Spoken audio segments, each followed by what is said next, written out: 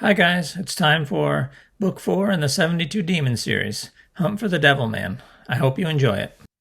Chapter 1.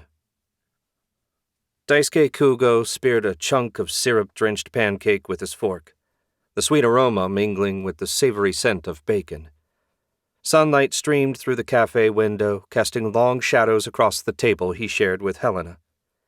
An extravagant assortment of breakfast dishes covered it from corner to corner. Ruck, invisible near Daisuke's right arm, only betrayed his presence when the occasional morsel of food vanished into nowhere. Eager as he was to begin the hunt for Razek's prison, Daisuke had no intention of going into battle at less than his best, especially against the Devil Man backed up by a former member of the Blood of Solomon. His first fight with the pair had made it clear they were not to be underestimated, thus the need for a large meal to make sure he had enough energy. "Since when do you need to make excuses to enjoy a sugary meal?" He ignored Ruck's comment and grabbed a glazed donut. Before taking a bite, he turned to Helena. "How's your magic?" "Fully recovered." The beautiful blonde wizard shot him a glare, but it held no real heat. The Cult of Abaddon had stripped her of her ability to cast for a little while, and she didn't like to be reminded of it. "Do you really think finding the prison will be as simple as casting a tracking spell and following it?" Daisuke shook his head. "Of course not.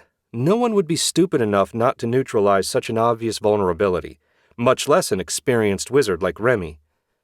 The truth is, I tested the spell this morning before I left my apartment, and I couldn't detect the prison at all.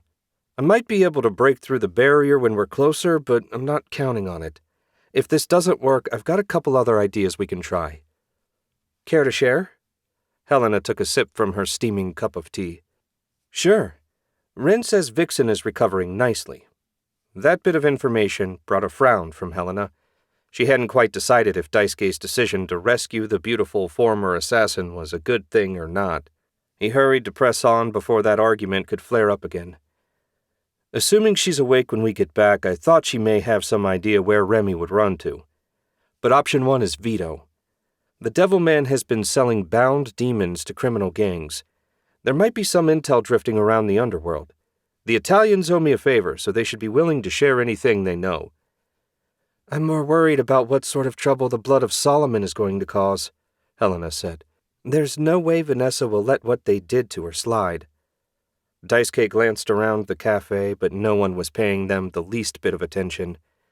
This was a known wizard hangout, and everyone had better manners than to poke their nose into another wizard's business. It was basic etiquette in their world. He blew out a sigh and finished off his donut. "I'm sure she won't. I kind of hope she finds them before we do and they kill each other. That would make collecting the prison so much easier." "More likely they'll make a deal and you'll end up fighting all three of them at once. Push the waffles a little closer." Daisuke nudged the last 2 waffles over so his familiar could reach them. There was no way Vanessa would make a deal with Remy.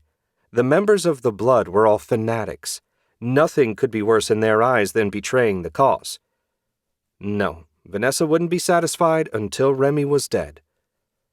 Helena's hand trembled as she set her cup down, her gaze darting between Daisuke and the table. Her brow was furrowed and she bit her bottom lip. "I won't slow you down, I promise. Despite what happened in Paris, I'm sure I can handle the mission. Hey, we're in this together. You've never been a burden, and I'm sure you won't be this time." He reached down and touched her arm. "So let's not have any more of that kind of talk."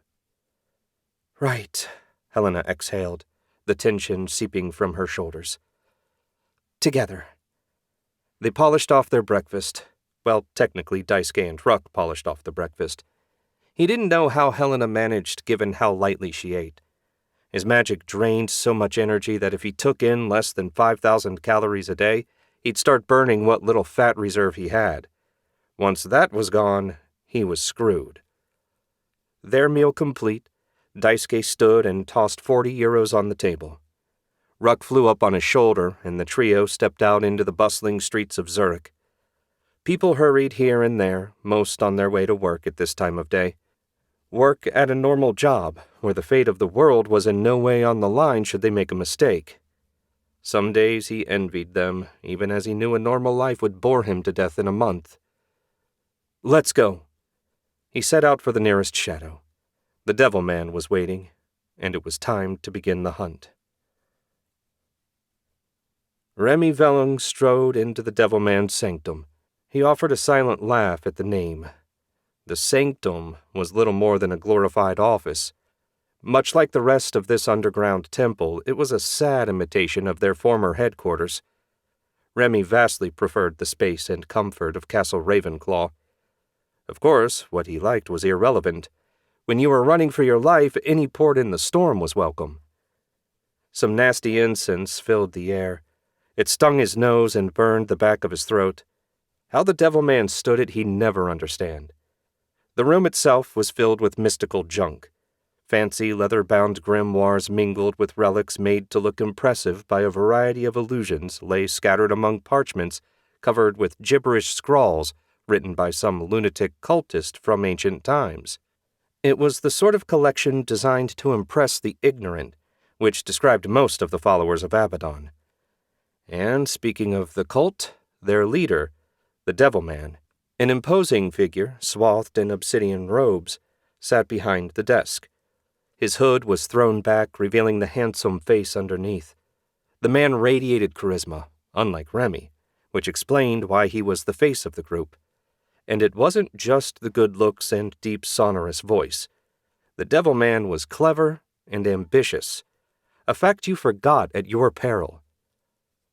With a languid motion, the Devil Man gestured toward the chair opposite his desk. "Remy, take a seat." The words, softly spoken and slightly slurred, made Remy wonder if the incense had some effect beyond making the air smell foul. Doubt etched deep furrows in Remy's brow as he paused to consider his options. Not that he had many. They were being hunted, both by the Circle of Sorcery and, he felt certain, his former comrades in the blood of Solomon. There was no way Vanessa would let him escape after he betrayed the group, not to mention locking her in the dungeon of Castle Ravenclaw. "Remy," the Devil Man's voice, as quiet as before, held a more demanding tone. "Right," Remy muttered. He had to keep up appearances as the loyal second. Since Vixen's defeat, he had no allies save the cult. Only survival mattered for the moment. His own plans would keep for now. He took his seat, the leather creaking beneath him. The Devil Man leaned forward, the candlelight from behind casting strange shadows across his face. "Remy, if we're to restore the cult and find a way to free Razak, we need more resources. The only place we can hope to get them is the gangsters who bought our demons."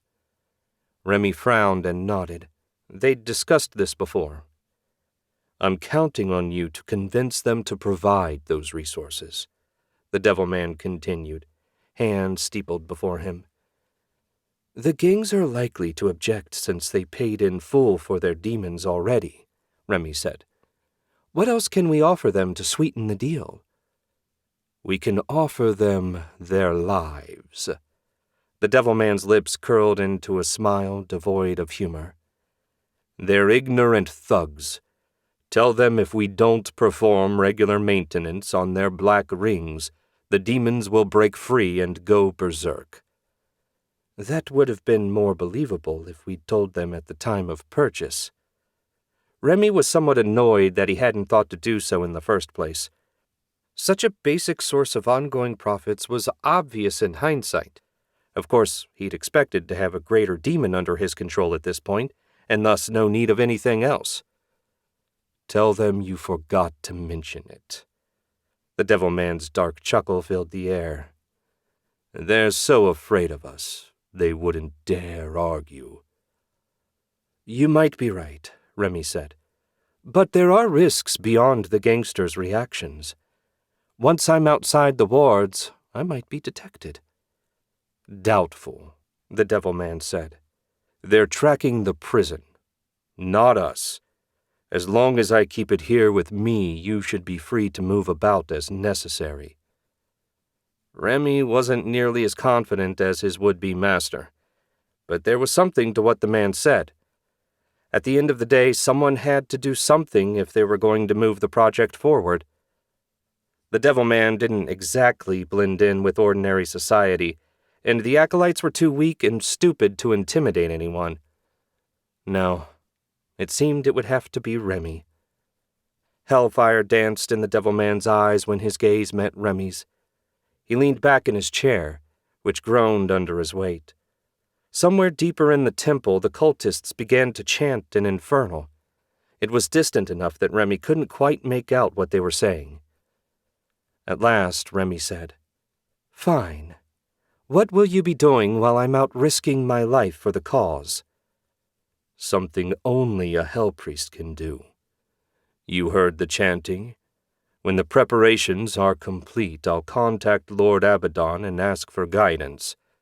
There must be some other way to open the cursed prison and free Razak. If anyone would know how, the Master would." Remy wasn't optimistic on that point. If Solomon the Great hadn't figured out how to open the prisons without the seals, it probably wasn't possible. Still, couldn't hurt to ask, especially since it wasn't Remy's job. The idea of meeting a demon lord face to face didn't appeal to him. He stood and said, "If I'm going, I'd best not delay. The sooner I get what we need, the sooner we can summon reinforcements." "That's the spirit," the Devil Man said. "I wish you good luck and may Abdon bless your efforts." Remy grimaced, but didn't comment as he turned toward the door. So far, the Demon Lord hadn't done much to bless their efforts, and he doubted that was about to change. Flickering torches cast an uneven glow on the ancient stone walls as Vanessa Warhawk trailed a white-robed apprentice through the twisting corridors of Castle Solomon. The apprentice, one of the handful of youths who dealt with the mundane tasks necessary to maintain the castle while they studied to master their magic, led her toward the meeting room where Lord Solomon awaited. Despite her urgency, Vanessa's gait was measured, even as her mind raced. Why had Lord Solomon delayed her pursuit of the traitor? Her magic had fully returned yesterday, yet her request to begin the hunt was denied. Given the importance of finding Remy, she couldn't understand it. Not that she would ever question the wisdom of Lord Solomon. If he told her to delay, there was a good reason for it. The meeting hall waited just ahead. It took all her self-control not to rush past her youthful guide. The apprentice knocked, then pulled the door open, bowing as she gestured for Vanessa to enter.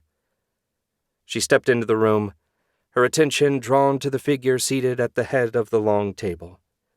Solomon the Great, his white hair and beard perfectly combed, was stark contrasted against the tan fabric of the robe of power. His eyes were shadowed with dark ridges underneath. Whatever he'd been doing since she last spoke to him had taken a toll. Solomon beckoned Vanessa to sit beside him. The chair scraped softly against the floor as she pulled it out. Vanessa took her place by his side. "You summoned me, Lord Solomon." "Indeed, Vanessa," Lord Solomon said. "I know you're eager to begin your pursuit of our wayward brother. I apologize for making you wait." Vanessa's eyes widened. Had her impatience been so obvious? She cursed her foolishness. Of course Lord Solomon had seen right through her. "Please don't apologize, my lord. My lack of patience is always a struggle." "We all have our struggles. In any case, Remy has finally showed himself. I sensed his appearance only an hour ago." A surge of exhilaration coursed through Vanessa. At last, she would be able to make up for her previous failure. Vanessa frowned a moment later. "How did you find him, my lord?" "A tracking spell utilizing the blood of Solomon we all share." "I thought the link was too slight for such magic to work." The idea that Daisuke could hunt them down so easily filled her with dread. "No need to fear." Again, it seemed he'd read her like an open book. Lord Solomon reached into his robe and pulled out a device from a hidden pocket. It looked a bit like a compass, albeit a crude one. There was a brass disc marked with the cardinal directions, and an arrow made of some black substance she didn't recognize. The device sparked faintly in the ether, confirming its magical nature. It requires more than a simple spell to track us. This compass is one of a kind and amplifies the connection. As long as Remy remains outside whatever barrier hid him, this will locate him wherever he tries to run. Vanessa accepted the compass, her fingers wrapping around the artifact as gently as they might an egg.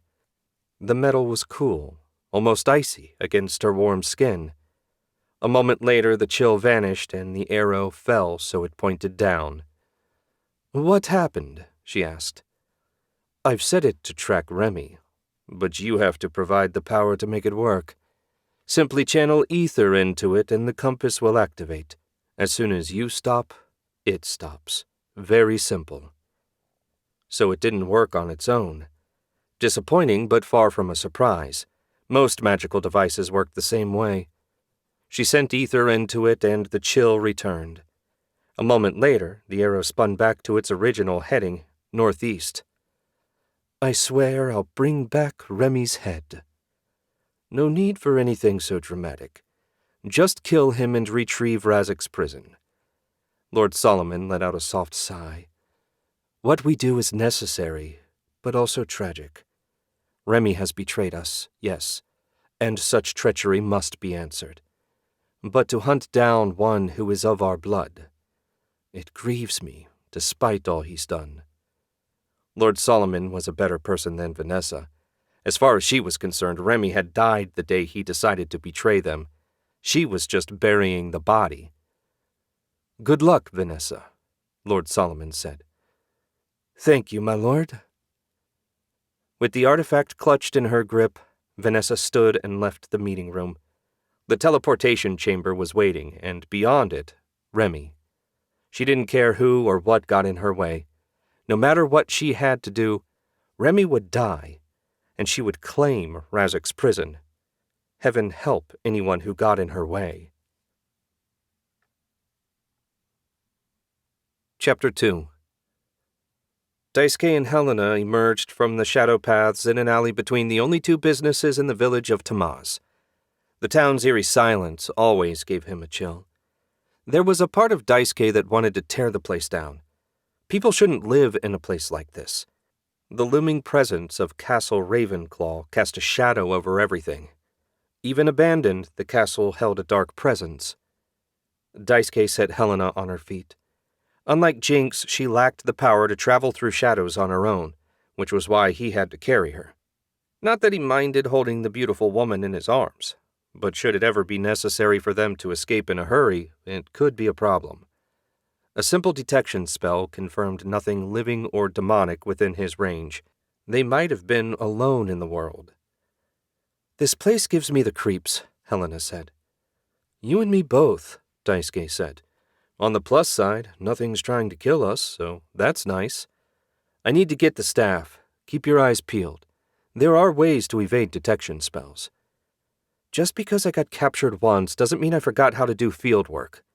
Helena's tone was sharp. Clearly she was still a bit self-conscious about her recent stint as a prisoner.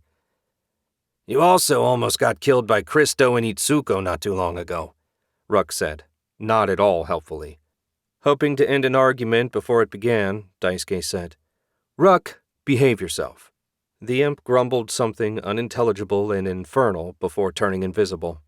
He and Helena had never gotten along, but this was a mission, and they couldn't be distracted by pointless fighting. There would no doubt be plenty of the real kind soon enough. Daisuke took out his wallet and removed a piece of metal about the size of a credit card. He charged it with ether, then tossed it on the ground, where it transformed into a trunk, which looked a little like a coffin. Buried under his clothes was a black staff made of gnarled wood, the Staff of Law, one of the 3 treasures of Solomon. The few smooth spaces on it were decorated with unique demon symbols. Those were the spots where he'd fused demon seals to the staff. Razik's was among them. He returned the trunk to its card form and put it away. "Razik's prison is here somewhere. Let's see if I can find it." He muttered the tracking spell, a simple one as such things went, then charged Razik's seal with ether before sending the power back out. The resonant link should lead him right to the prison. Should being the operative word. As he expected, the spell fizzled. Nothing, Daisuke said. No surprise there, right? Helena asked. Yes, but I don't have to be happy about it, Daisuke said. Maybe we should take another look around Castle Ravenclaw. Helena's voice held a tremor of fear. Her confident words aside, she was still on edge. Not that pointing it out would be prudent for him. Daisuke considered for a moment. No need to go back inside that hellhole. We need to find the Devil Man's escape hatch. There has to be a tunnel exit beyond the castle walls. Right, Helena said, a hint of relief in her tone. Taking the lead, Daisuke used a spell to sharpen his senses as they walked up the road to the castle's front gate. It was a fair distance and passed through the nearby forest. It would be a perfect place for an ambush. Of course, to set an ambush, you needed to know someone was coming. Daisuke could have appeared anywhere, making it difficult to anticipate his arrival. Fortunately for them, his magic hadn't been deceived and nothing was lying in wait. A couple hours of walking brought them within sight of the castle. The ruined front gate looked exactly as he left it.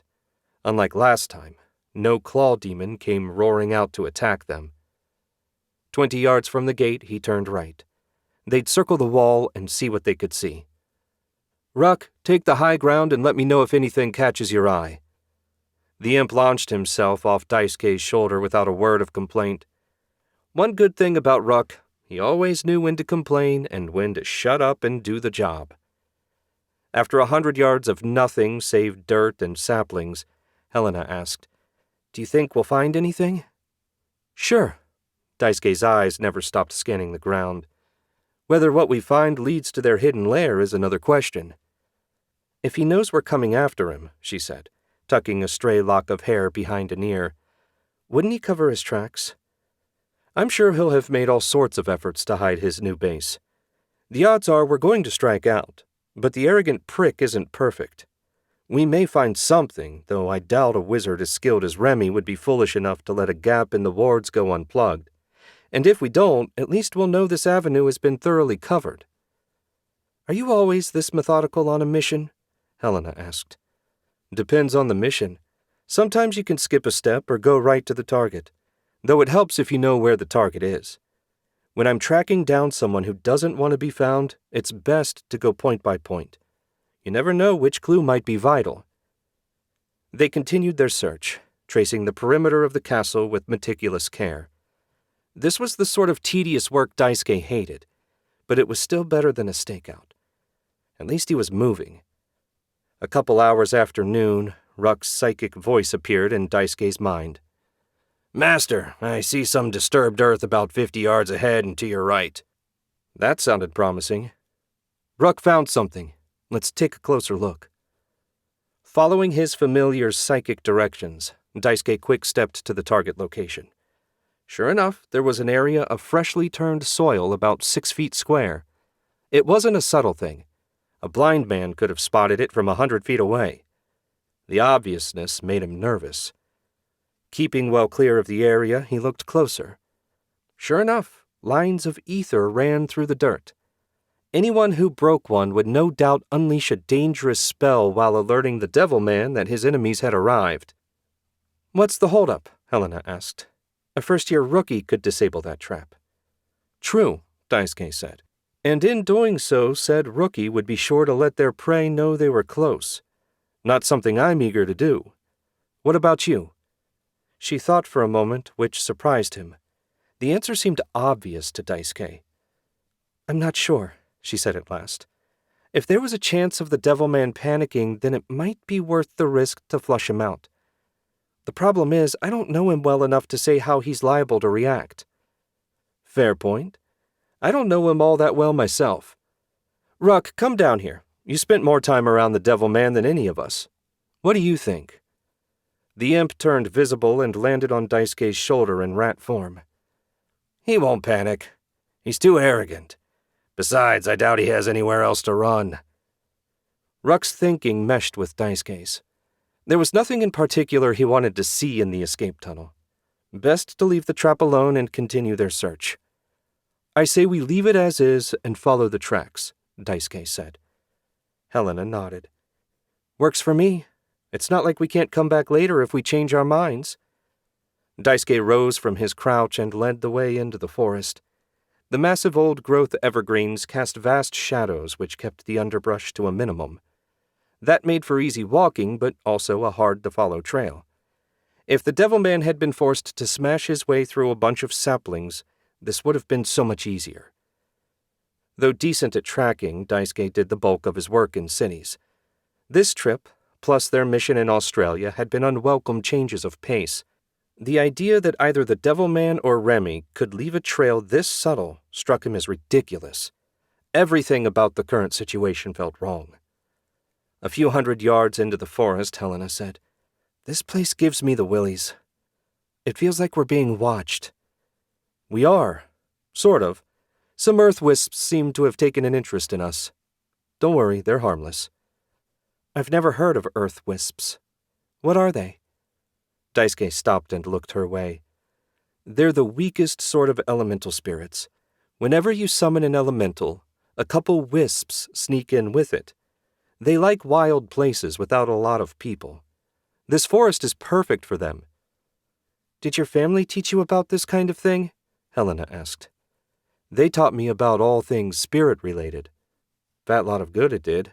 I still suck at spirit magic. Let's keep moving. A tense hour passed before the trail ended. The earth itself seemed to swallow any hints of passage, leaving them standing in the middle of the woods, alone, with no idea where to go next. Damn it! Daisuke wanted to blow something up, but the trees hadn't done anything to draw his ire. I knew that trail was too good to be true. A summoned spirit must have made it as a misdirection. Maybe the wisps snuck in with it.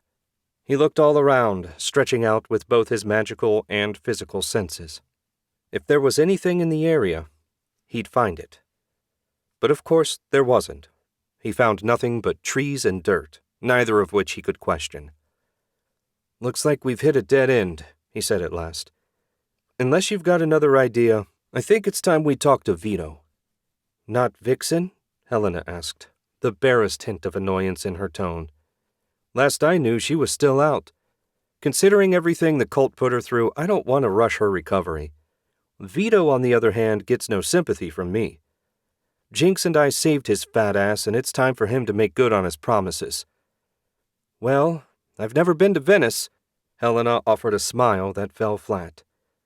The Venice you read about in brochures is a lot different from the Venice where we're going. The docks are about as romantic as a dogfight.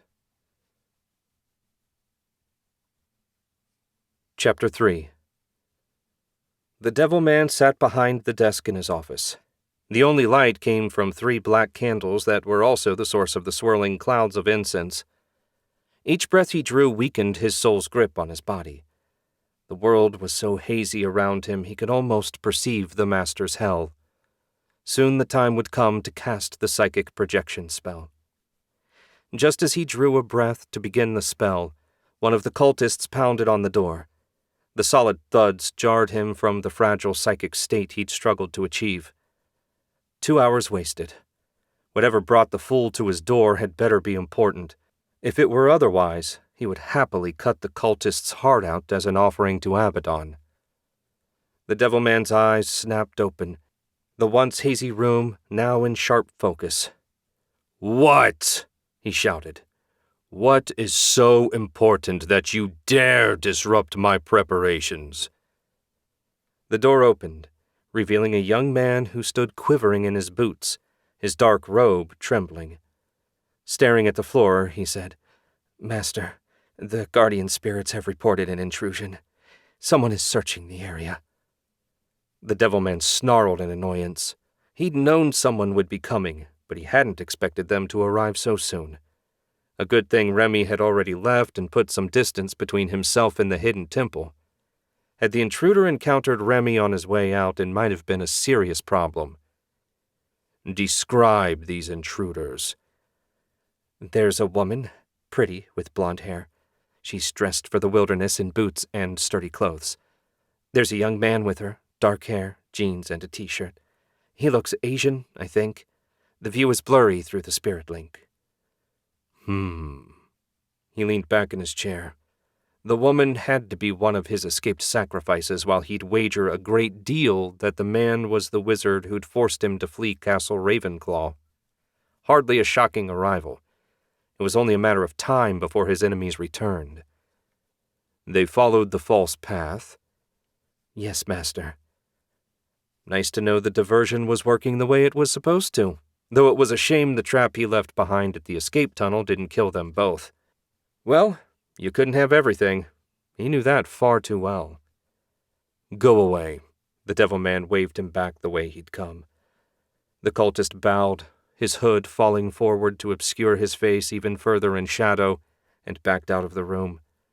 The heavy wooden door had barely started to shut before it was slammed open again.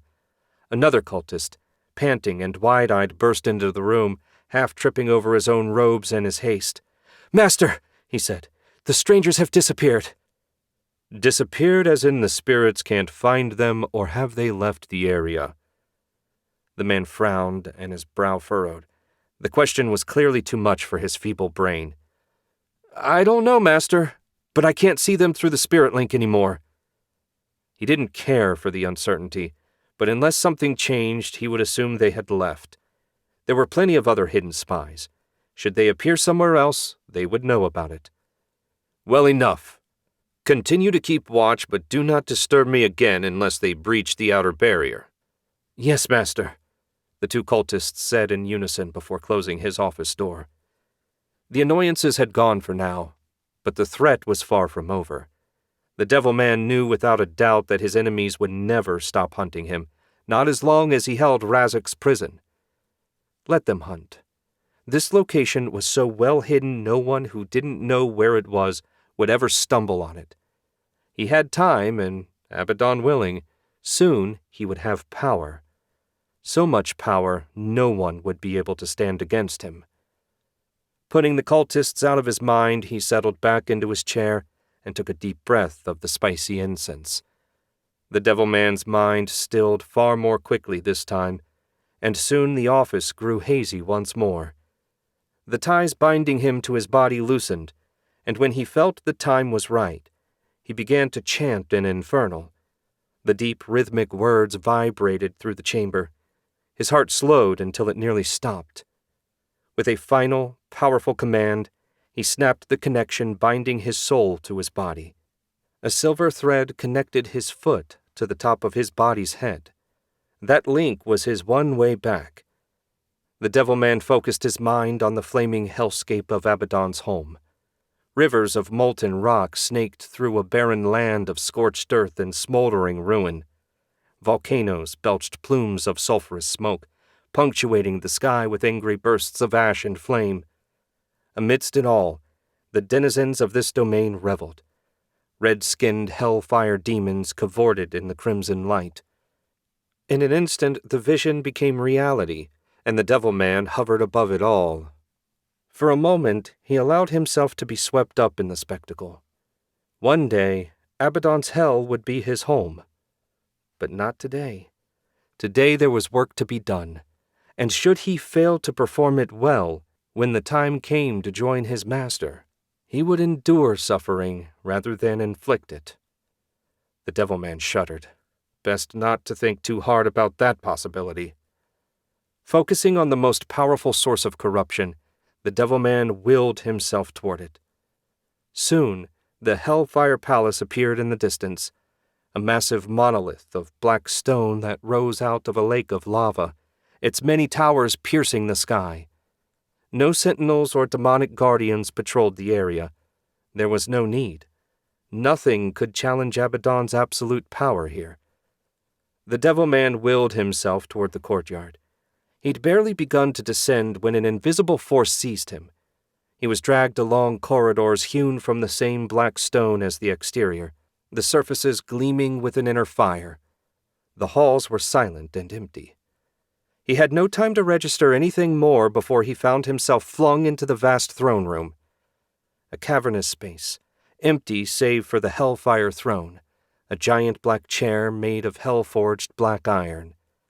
Upon the throne sat Abdon in all his glory. A giant made of pure hellfire, the demon lord towered over the devil man. Falling to his ghostly knees, the devil man prostrated himself before his master. Before he could speak, Abdon said, "Only the seal can free Razak. Your brethren in Europe have been hunted down until none remain. You stand alone, my hell priest. Succeed and reap the rewards of victory, or fail and suffer the consequences." The words struck the devil man like physical blows, each smashing apart a piece of his dream. A moment later, the devil man was expelled from the throne room and sent hurtling back to the mortal world. He re-entered his physical body with such force it left him gasping, his heart racing as it struggled to resume a normal rhythm. He sat sprawled behind his desk, the smoke that had facilitated his journey now gagging him. With trembling hands, he reached out and snuffed the candles, leaving himself in total darkness. Darkness which mirrored what he felt at Abdon's dismissal. He hadn't even received the honor of speaking to his master. Did the Lord of Corrupt Flames truly think so little of his loyal servant? The answer was an obvious yes. Abdon rewarded only success, and the devil man had damn little to his name. His hopes, it seemed, would have to lie with Remy convincing the gangsters to provide them with more resources. It was a dim hope, but far better than the alternative. Remy soared, invisible, above the Romanian landscape. He was silent as a shadow above the train tracks that stitched the country together. Despite the weak central government, somehow the tracks were always maintained, and the trains ran on time. It was as close to a miracle as Remy ever hoped to see. Below him, a countryside filled with quaint villages, rolling hills and lush valleys was a blur of pastoral beauty that Remy spared only a cursory glance. His mind was occupied with the task ahead. Bucharest was only a few miles away. Remy generally disliked cities, so loud and dirty. Still, when you needed to find a large group of criminals, there was no avoiding them. Annoyance rose once more in Remy, a profound irritation with his role in the devil man's plan for rebuilding the cult's power base. He was a scholar and researcher, not a messenger. Even as the thought formed, he knew it was foolish. None of the cultists could do what was needed, and only the devil man could contact Abdon. That left Remy as the errand boy. He sighed. Reality could be cruel at times. Remy's lack of options had forced him into this position, and if he wanted to survive and seize his destiny, he had no choice but to ride it out. As the outskirts of Bucharest came into view, Remy set aside his pointless musings and focused. The sooner he finished running the devil man's errand, the sooner he could return to the safety of the hidden temple. He descended toward a working-class part of the city filled with a mix of low-end housing and businesses. A dark alley struck him as a good place to land, and as soon as he did, he released his invisibility spell. He blew out a breath. Maintaining both invisibility and flight took a fair toll on him, though nothing that wouldn't recover as he walked to the gang's headquarters. Remy stepped out of the alley and pulled up the hood of his sweatshirt. No comfortable robe for him today. He needed to blend in, so it was basic civilian clothes. He turned up the sidewalk and strode on, ignoring and ignored by the few people out on the streets this time of day. One of the advantages to this part of the city was the locals' understanding that excess curiosity could be bad for their health. If something didn't affect them, then it didn't exist.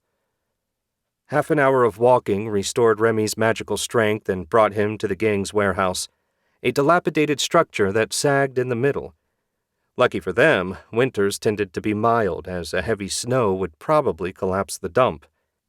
At minimum, it didn't look like the sort of place the richest group of drug dealers in Eastern Europe would set up shop. The stink of mold mixed with the acrid bite of chemicals oozed from its cracked open doors. It smelled worse than his alchemy lab during the nastiest experiments. Remy marched right up to the door, making sure to give no sign that the stench bothered him. Any sign of weakness would set his efforts back and mark him as prey to the thugs inside. Remy was many things, but he was never the prey of weaklings. He was a couple strides from the entrance when a burly man with a shaved head covered in tattoos stepped out to block his path. His leather jacket had polished spikes on the shoulders. Matching spikes decorated his heavy biker boots. "We're closed. Piss off," the oversized doorman said. "I'm here to see your boss. Tell Vasily the Devil Man sends his regards and that we need to discuss the Black Ring." The doorman looked back into the dim warehouse interior, then at Remy. You could almost see the gears struggling to turn in the man's brain. This was clearly a situation he hadn't been prepared for. "Don't strain yourself," Remy said. "Just let me in so I can deliver my message. Idling out here is apt to draw unwelcome attention." At last, the doorman shrugged and pushed the door open a bit wider. "Your funeral, I guess." Remy stepped past him into the gloomy interior. Crates stamped with shipping symbols and countries of origin filled a third of the space. Men loitered among the boxes, their faces scarred and angry. Tattoos snaked up their arms and often onto their faces. Their attire was a mix of leather, denim, and the odd flash of gold. Compared to this lot, Abdon's cultists were ordinary. At the very rear of the building, a table waited under a bare bulb. Seated at the table was a pale, bald man in a fine blue suit. If there had been any doubt this was Vasily, the black ring on his right middle finger would have confirmed it. Remy strode closer, ignoring the many hard glares sent his way. Ordinary thugs didn't frighten him in the least. He could kill them all with a wave of his hand. 5 paces out, Vasily asked, "What have I done to warrant a visit from the Devil's Shadow?" "Not a thing, Vasily," Remy said, his tone cool. "Unfortunately, it turns out we forgot to mention that the Black Ring needs occasional recharging. I'm here to make arrangements for your payment." "Recharging?" Vasily shifted to look Remy in the eye. "No mention was made of such a thing when I dropped off your payment. This was supposed to be a one-and-done thing. The ring and the demon for 100 slaves. Now you're here looking for more?" "Summoning and binding demons is a new field of magic. It's natural for us to discover new things about the process over time. Of course, if you're willing to risk your claw demon going berserk, that's your choice." Vasily's face twisted. He knew as well as Remy what the demon could do since he'd sicked it on his enemies a time or two. No doubt he was now imagining what would happen to his men if it went out of control. At last, Vasily said, "How much and how often?" Remy smiled. 20 slaves per quarter delivered to Castle Ravenclaw. Bring them yourself and I'll recharge the ring at the same time." "You're a greedy son of a bitch, you know that." "Take it up with the Devil Man. I'm only here to deliver the message. Do we have a deal?" "Yes. May you and your master choke on it." Vasily held out his hand.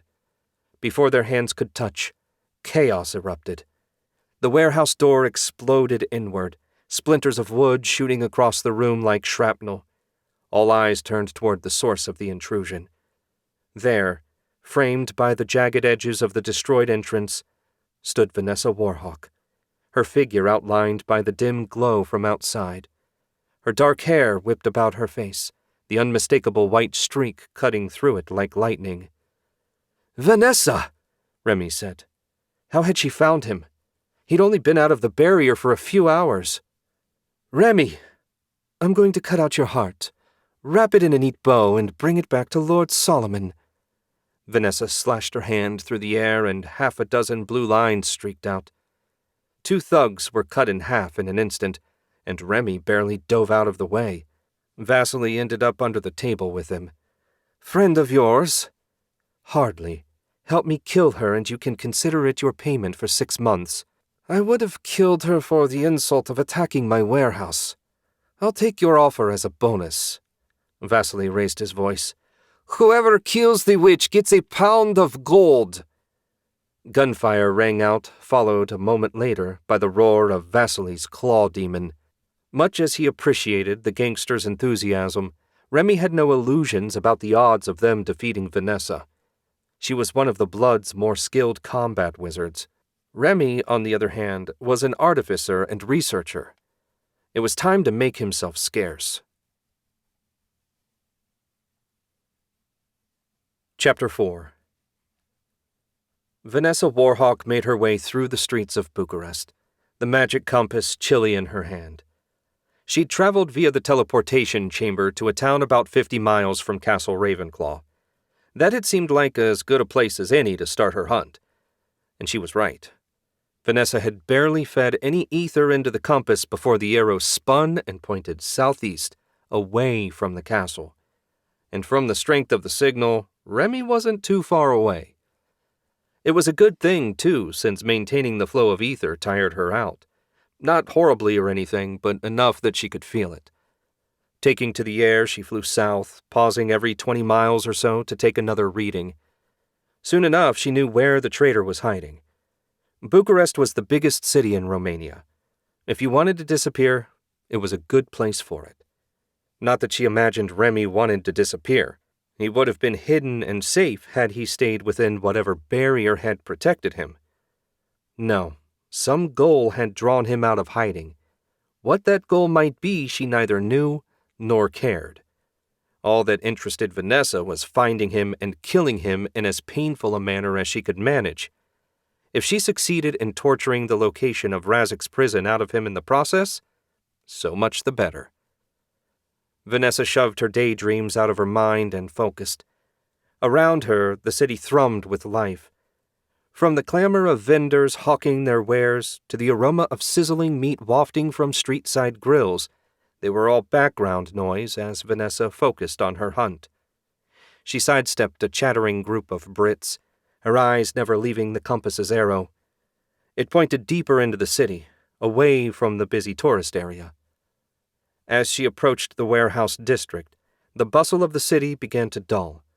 The buildings grew short and squat, their windows grimy with neglect. The streets were littered with debris, and the roar of diesel engines mingled with the cursing of teamsters. She'd visited plenty of worse places over the years, but she still had no desire to linger. The compass arrow twisted to her left, down a narrow alley. She emerged on the far end, facing the most run-down dump so far. The warehouse looked like it might collapse in a stiff breeze. In fact, the tattooed man standing in front of the door trying to look intimidating appeared sturdier. Vanessa strode toward the run-down warehouse, her boots thudding on the pavement. She slipped the compass into her pocket. She had no doubt Remy was inside. He wouldn't escape her. Not this time. The thug outside leaned against the wall, lit a cigarette, and blew out a cloud of smoke. As Vanessa approached, he straightened, finally taking notice of her. "Hey, sweetheart." He let out a wolf whistle before adding a leer for good measure. "What's a pretty thing like you doing out here? It's dangerous in this part of the city." "Is Remy inside?" Vanessa ignored his advances. She'd gotten plenty of them, and no longer paid them any heed. "Who the fuck is Remy?" the thug asked, blowing a smoke ring into the air. Vanessa grimaced at the mingled stench of cheap tobacco and cheaper cologne. She needed to move this conversation along before she vomited on the sidewalk. "He's a skinny little rat of a wizard," she said, her voice low and threatening. "Thinks he's the creator's gift to magic. I know he's inside. It would be best if you moved aside, then got yourself as far from here as possible." "Oh, feisty, I like that." He couldn't say Vanessa didn't warn him. She raised a hand, her fingers splayed wide. His brow furrowed in confusion a moment before a fireball blew him backwards into the warehouse door and exploded, sending chunks of wood and thug flying in every direction. She stepped over the threshold, her gaze raking across the interior. She took in the musty smell of old crates and the group of startled men. Then her gaze settled on a table at the rear of the building. Remy sat there staring at her. Beside him was another man, this one wearing a fine suit. He was doubtless the leader of this outfit. "Vanessa," Remy said. "Remy, I'm going to cut out your heart, wrap it in a neat bow, and bring it back to Lord Solomon." Vanessa slashed her hand through the air, and blue threads of flame streaked out. The spell cut two of the thugs in half, but was a fraction too slow to hit Remy. Someone shouted something in Romanian from under the table, and bullets from a dozen guns came toward her. They pinged off her personal shield, causing her no more discomfort than light hail. If this was the best they could manage, she'd burn her way to Remy in a minute. Threads of blue flame lanced out, slicing through men and crates with equal ease. When the guns had fallen silent, a new challenger stepped out of the shadows. A demon, and an ugly one at that. Its ivory skin glistened with some kind of slime, and though vaguely humanoid in shape, it moved on all fours like a beast. Its hands and feet ended in 6-inch claws that clicked on the cement floor. A guttural roar reverberated off the metal beams before it charged toward Vanessa. Her threads lashed out only to fizzle against the demon's slimy skin. A last-minute jump to the right saved her from getting eviscerated. Fireproof. Damn the luck. Hardly a surprise for a demon summoned out of Abaddon's hell. Pity for her that fire magic was her strongest. Well, she'd just have to adapt. Vanessa knew plenty of other sorts of magic. She'd have to hope something would be powerful enough to take it out. The demon scrabbled around and sprinted toward her again. Vanessa's hands moved in quick, sure gestures, conjuring chains of ice around the demon's torso and legs. They slowed it down for half a second before shattering into 1,000 glimmering shards. Vanessa grimaced and dodged another swipe of its claws. She'd hoped a demon that was strong against fire would be weak against ice. The problem was, she didn't allow for the fact that ice magic was her weakest element. She couldn't make the spell strong enough to penetrate its aura of corruption. The demon lunged, and Vanessa leaped aside once more. The creature's claws gouged chunks out of the floor like the cement was putty. Vanessa was breathing hard. Between maintaining the compass on her way here and the spells she'd used so far, she was getting close to the end of her rope. If she didn't want to end up as Demon Chow, she'd need to think of something quick. A sharp gesture summoned tentacles of lightning. They wrapped around the demon's limbs and sparked. The creature howled and thrashed, threatening to break free at any moment. She couldn't allow that. If it escaped now, Vanessa doubted she had strength enough to capture it a second time. For better or worse, she had to risk it all right here. Summoning every ounce of power she could muster, Vanessa sent a surge of ether down the tentacles. The demon spasmed and went rigid before exploding in a cloud of sulphurous fumes. She'd beaten it, thank heaven, and no one remained to take a shot at her. Vanessa's stomach tightened. No spells had come her way during the fight. That would have been the perfect time for Remy to hit her from behind. Since he wasn't the honorable sort, it could only mean one thing. She hurried over to the table as quickly as her battered body would allow and flung it aside. The man in the suit lay still and silent. Of Remy, there was no sign. A scream of frustration bubbled up in the back of her throat, but she swallowed it. Given her current state, his escape might not be the worst thing. Of course, Vanessa would never admit her weakness to anyone.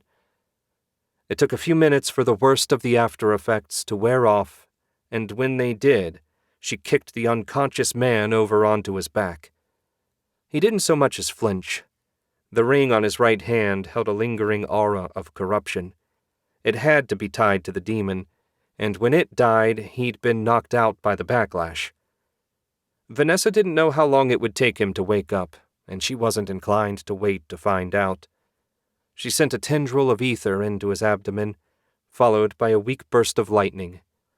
He screamed and sat up, looking around with a dazed expression. Vanessa slapped him across the face, snapping his head to the side. That focused his attention where she wanted it. "Let's make this quick," she said. "What's the deal with you and Remy? And more importantly, where can I find the little shit now?" The gangster explained the deal he'd made with the Devil Man, and that Remy, who he only knew as the Devil's Shadow, had come looking for more slaves in exchange for recharging the ring. As for where he is now, I haven't the least idea. Though if you do catch up with him, I hope you kill him slowly. This mess has set my business back months, if not years. None of what he said rang false to Vanessa. Satisfied that he had nothing more of value to tell her, she killed him with a single thread of flame that sent his head to the floor with a wet plop. Exhausted as she was, Vanessa had to know which way Remy went. She took out the compass and charged it with ether. Nothing happened. The compass didn't get cold and the arrow didn't move. Somehow the little worm had already found a way to hide himself. Vanessa swallowed another scream of frustration. There was no way she could fail now, not when she was so close. She took a moment to calm herself. Remy couldn't hide forever, and when he showed himself, she'd be ready. Nothing would stop her from finishing things once and for all. Chapter 5. The instant Remy saw that Vanessa was fully absorbed in the battle, he darted out from under the table he'd been using as cover and sprinted toward the rear wall of the warehouse. "Where the hell are you going?" Vasily shouted after him. Remy ignored the question. He had no time to delay. It wouldn't take Vanessa long to deal with these fools, though he hoped the demon might at least buy him a little time. The clatter of machine guns and the roar of magical flames nearly deafened him. He was a researcher, for heaven's sake. The middle of a battle was no place for him. He cursed everyone and everything that had led to this moment, starting with Solomon the Great and working his way down from there. At the rear wall, he searched for the door he knew had to be there, and found nothing. What kind of self-respecting gangster had a hideout with no back door? Grimacing, Remy summoned ether into the tip of his finger and drew a rectangle on the wall. A snap of his fingers released the gathered magic and disintegrated a quarter-inch of marked wood. He shoved the makeshift door out of the way and hurried into the cool afternoon air. Gasping, he pressed his back against the wood. He couldn't delay long, but a moment to catch his breath would be okay. It had to be, given how his lungs were burning and his heart racing. A quick glance back through the opening he'd made confirmed the battle still raged. The gunfire had stopped, which meant the thugs were likely all dead. No great loss there. Hopefully the demon would fare better. He shoved himself away from the wall and got moving again. He needed to think, but he could do it while he walked. He couldn't stop thinking about how Vanessa found him so quickly. He'd left nothing behind at Castle Solomon that could be used for a tracking spell. No, he couldn't make assumptions. Solomon the Great might have some secret knowledge that would allow Vanessa to find him despite his precautions. Remy had to assume the worst, that unless he took preventive measures, she would be able to find him no matter where he went. The thought weighed on him, making his weary strides all the heavier. Vanessa would never give up, not while she was alive. There was only one way to ensure his escape: a veil spell. It was complex and powerful and took the majority of his magical capacity to maintain. But the alternative didn't bear thinking about. Damn the cost. Remy stopped and glanced around. He'd lost track of where he was going, but perhaps luck had been watching out for him as he found himself in an empty part of the district surrounded by condemned warehouses. There wasn't a soul to be seen. Perfect. The fewer people who saw the veil activate, the more powerful the magic would be. Gathering his will, he pressed his trembling hands together. His fingertips started glowing as the ether grew thick around him. With a whispered incantation, Remy wove the magic around him, blocking him from all forms of magical sight. When the veil finalized, he felt hollowed out, and a faint tingle at the back of his head confirmed he was on the edge of backlash. He was confident in his casting, but he would only know for sure it worked if Vanessa didn't show up to try and kill him a second time. And if she did show up, Remy doubted he'd ever have to worry about anything again. Protected by his magic, Remy resumed his grim march into the heart of Bucharest. He wove through the crowds, making certain not to meet anyone's gaze or do anything that might incite conflict. He was so reduced that even a small group of normal men might be enough to beat him, or worse, force him to drop the veil and reveal his location to Vanessa. The only hope he could see was to reach the home of the magical community. It wasn't an official district, but in every city, it was there. He hoped to find someone capable of unraveling Vanessa's method for tracking him and, ideally, provide a countermeasure that wouldn't use all his power to maintain. Remy thoroughly disliked relying on others, but at the moment he didn't have any other options. By the time he'd passed through the city center, Remy's legs were aching. If he'd known he was going to be doing field work, he would have exercised more. At least he was close to the magic district now. The ether held hints of order, which could only mean wizards were nearby working spells. Soon enough, he found the turnoff, a modest side street that wouldn't draw a second look from a passing tourist, assuming said tourist wasn't a wizard. As soon as he emerged from the street, the area took on a different feel. The buildings were a patchwork of old-world charm and modern neglect, each brick a testament to the district's dual nature.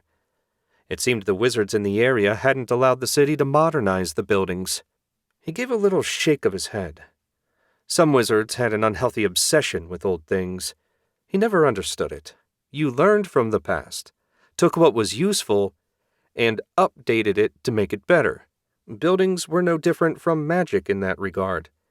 Whatever, this wasn't his home, and he couldn't have cared less how the people chose to live. For now, he needed to find a magic dealer. Though as he glanced around the district, he wasn't confident of finding anything suitable for his needs. He passed shop after shop, checking their signs, and moving on when he didn't find what he was looking for. A few of the people out and about shot him hard looks. No doubt they could see the veil's powerful magical aura. Assuming they were skilled enough to recognize what it did, they were also likely wondering who Remy was hiding from. Better for their health if they never found out. He considered asking for directions, but preferred not to risk questions he didn't want to answer. At last, after what seemed like an endless search, he found a little shop on the ground floor of a 2-story brick building with a sign over the door featuring a potion bottle and wand, the ancient symbol of a magic dealer. With cautious optimism, he pushed the door open. Remy stepped inside, the spicy scent of potions and dust striking him at once. It was a nostalgic smell that reminded him of his lab back at Castle Solomon. Then he remembered why he left, and the good feeling withered. His eyes soon grew accustomed to the dim interior of the shop, and he set to checking every shelf. Dusty amulets and charms sat here and there as if tossed at random. None of the trinkets appeared worth a second glance. As he worked his way around the shop, Remy grew ever more skeptical. None of the trash on display glowed brightly in the ether. Even without a closer analysis, he knew they weren't worth his time. Whatever faint hope he'd entertained was dwindling. Still, he'd come this far. Better to make sure. Remy approached the counter where a crone stood, staring at nothing with her milky eyes. "Good evening," he said. She jumped and snapped her head around to stare at him. "Who's there?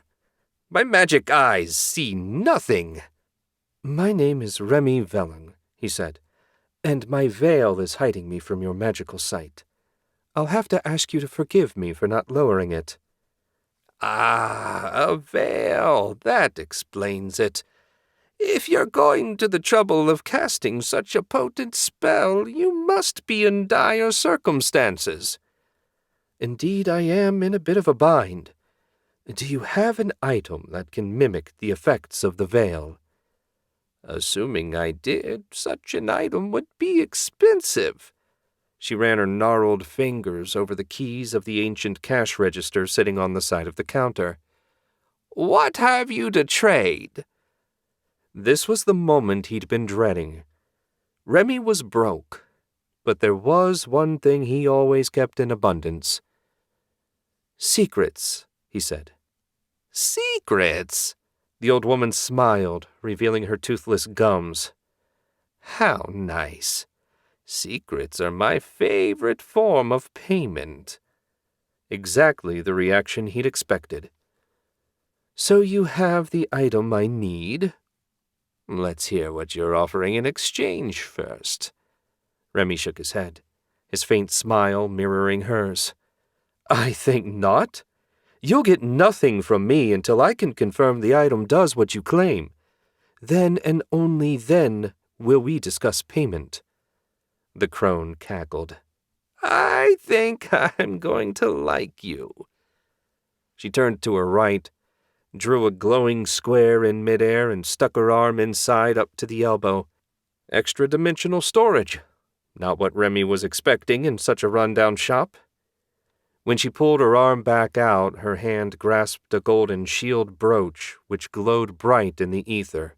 Well, well, this had potential. Feel free to examine it.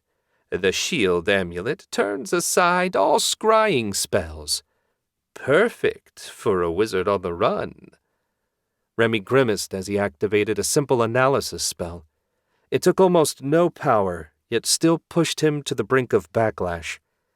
Fortunately, it didn't take long to confirm that the item did what she claimed. It was pretty much perfect for Remy's needs. He made sure not to let any of his relief show as he worked. Not that she could see his reaction. But when magic was involved, it was best not to take chances. "This will do," he said at last. "What do you want to know in exchange?"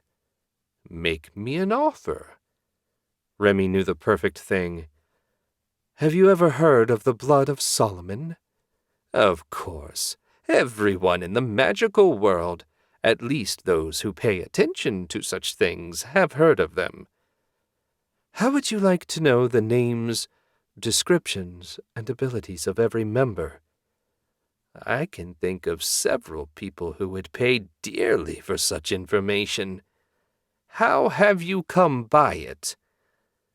"Simple. I am of the blood, but no longer a member of the group. We parted on less than friendly terms. Given the trouble they've caused me, the least they can do is give up their secrets in recompense. Do we have a deal?" "We do indeed. Please proceed." Remy took a breath and started talking. Hopefully the old woman would spread the blood of Solomon's secrets far and wide. Nothing would please Remy more than to cause them no end of grief. Chapter 6. Vanessa left the messy aftermath of her battle behind and headed for the rear of the warehouse. Remy hadn't gotten past her, so that was the only way the miserable shit could have gone. The compass, once a reliable guide, now lay dormant and useless in her pocket. Whatever blocking magic Remy was using, it did a good job. But no matter, there were other ways to search. It had to be taking a ton out of him to maintain such a powerful spell. That meant there was no way he could fly out of here. And if he couldn't fly, he certainly couldn't teleport or shadow walk. He had to be in the city. A city of 1 million people, but that was still easier to search than all of Europe. A rectangle of light revealed a hole cut through the back wall of the warehouse. Bingo. This was where he went. Without hesitation, she stepped through the opening into the dim alleyway beyond. The area was devoid of people. Nothing like explosions and gunfire to convince the locals to make themselves scarce. Even in this part of the city, no one was hanging around to find out what happened, though she suspected the police would be along in short order. All the more reason for her to be elsewhere. She just needed a direction. Vanessa's gaze swept from side to side. Not a scrap of evidence betrayed Remy's direction, and no residual magic lingered to give her a hint. A quick check confirmed that the compass remained useless, its needle still and no sign of the magical chill. "Son of a bitch," she muttered. Where the hell had he gone? She calmed herself. Getting pissed wouldn't help her think clearly. Remy would no doubt be eager to flee the city. If he couldn't travel by magic, that likely meant the airport or the train station. The station was closer, so she headed that way. Vanessa sat in the back of her cab and tried as hard as she could not to look at whatever was covering the floor. By some miracle, the driver wasn't the talkative sort. Given her mood, if it had been otherwise, she might have cut the tongue out of his head. Even better, the city's constant noise was reduced to a dull roar inside the car. Taking advantage of the respite, she slipped the compass from her pocket and sent ether into it. The damn thing remained unresponsive, its needle swaying with the movements of the cab rather than pointing at Remy like it was supposed to. She had no idea what to do about it other than to keep checking every so often. The irony that Remy might well know what she needed to do to fix it wasn't lost on her. She tensed as they approached the train station. The driver pulled up to a line of cabs and she tossed him a €20 bill. Vanessa wove her way through the crowd, her focus total. She sidestepped a hurrying commuter, then dodged a gaping tourist. The lively chatter and screech of trains was nothing but an annoying background buzz as she searched for the familiar, hated face. After checking 6 platforms and finding nothing, Vanessa paused in the middle of the landing, drawing a string of curses from the running passengers. "Idiot," she muttered. In her rush, she hadn't been thinking straight. Remy wouldn't risk exposing himself by taking public transportation. The area was too open, and there were security cameras all over the place. No, Remy would seek help among their own kind. The Magic District. With newfound confidence and energy, Vanessa turned on her heel and headed for the exit. Every second wasted widened the gap between her and Remy. If she didn't catch him soon, he'd escape Bucharest, and she'd have to start all over again, assuming she could even get the compass working. A line of cabs waited outside the train station, and she jumped in the first one she came to. The driver, a woman not much younger than Vanessa herself, asked, "Where to?" "The Magic District entrance." The woman grimaced. "That's not a good place for regular folks like us to visit. I hear stories of the sorts of things they do there." Vanessa summoned a ball of fire over her palm. "I'm far from regular folk. Get me within a block of the place if you're so scared. I'll walk the rest of the way." The driver's eyes were so wide Vanessa could see the whites all the way around. "Please don't hurt me. I didn't mean anything by what I said." "If I hurt you, I'd have to find another driver, a prospect that doesn't interest me. Just go." The woman obliged, likely breaking a number of traffic laws in her rush to reach her destination. 15 minutes later, she pulled off to the side of the road. "It's about a block ahead. No charge for the ride." Vanessa had her faults, but she wasn't cheap. She tossed the driver a 20 and got out. Tires squealed as the cab pulled away. She sighed and got to walking. Despite everything wizards had done for the world, they were still feared by some and hated by others. Lord Solomon always said that was the way of weaklings. Vanessa respected him above all the people she'd ever met, but sometimes his kind indulgence of regular people baffled her. Putting the unpleasant encounter behind her, Vanessa turned down a narrow side street that ran into the Magic District. Its cobblestone streets and antiquated buildings made a stark contrast to the steel and glass of downtown that she had left behind. Vanessa took the compass from her pocket and glared at it. "One more time. Come on." She channeled ether into it. For an agonizing moment, the device remained warm and inert in her hand. Then there was a little chill, and the arrow flicked from side to side, swiveling with jerky, uncertain movements, before pointing directly into the heart of the district. A moment later, it went dead again, but that brief second of life had convinced her. Remy was here. Now she had to find him. Vanessa breathed out a long sigh and strode forward, deeper into the Magic District. The first person she saw was a young woman, maybe 20 years old, wearing a simple blue dress covered with an apron, methodically sweeping the front steps of a wand shop. Vanessa approached her. A fake smile she hoped would put the woman at ease plastered on her face. "Excuse me," she said. Have you seen a skinny guy with black hair dressed in a dark jacket and pants? It's very important that I find him." The woman paused, leaning on her broom as she looked Vanessa over. "No, can't say I have." Her tone was equal parts apologetic and indifferent. Not that Vanessa blamed her. "Thanks anyway." Vanessa moved on, her gaze sweeping over the locals. They didn't look much different than anyone else in the city. If not for the old-fashioned wooden signs advertising magical goods and services, it might have been any other tourist area.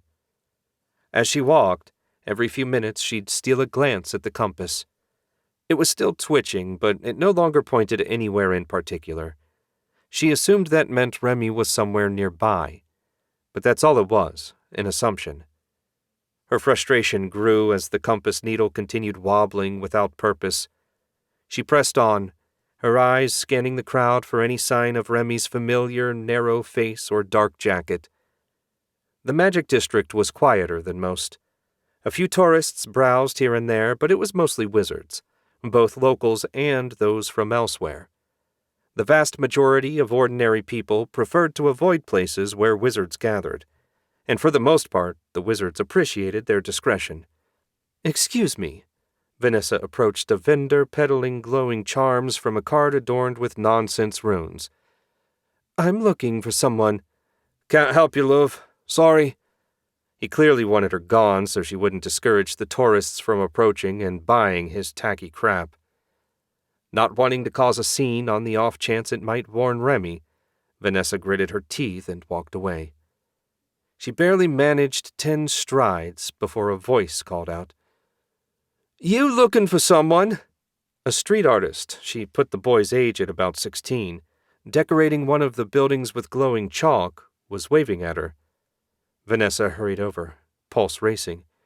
Yes, a slim, dark-haired man in a dark jacket and pants. He might have had a fugitive look to him. Does that ring a bell? "Yup.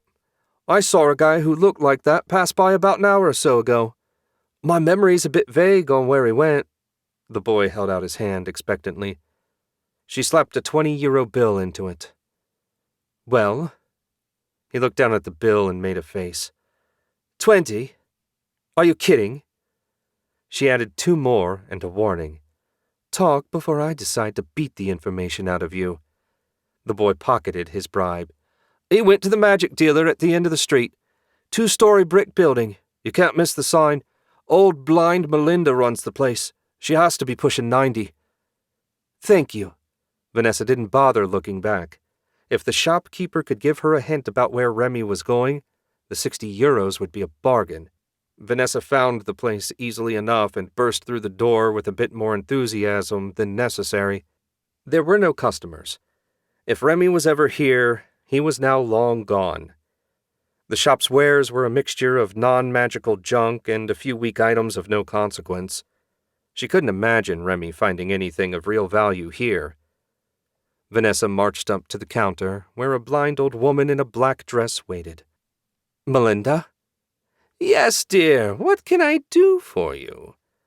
The old woman's voice reminded Vanessa of her late grandmother. She found it soothing.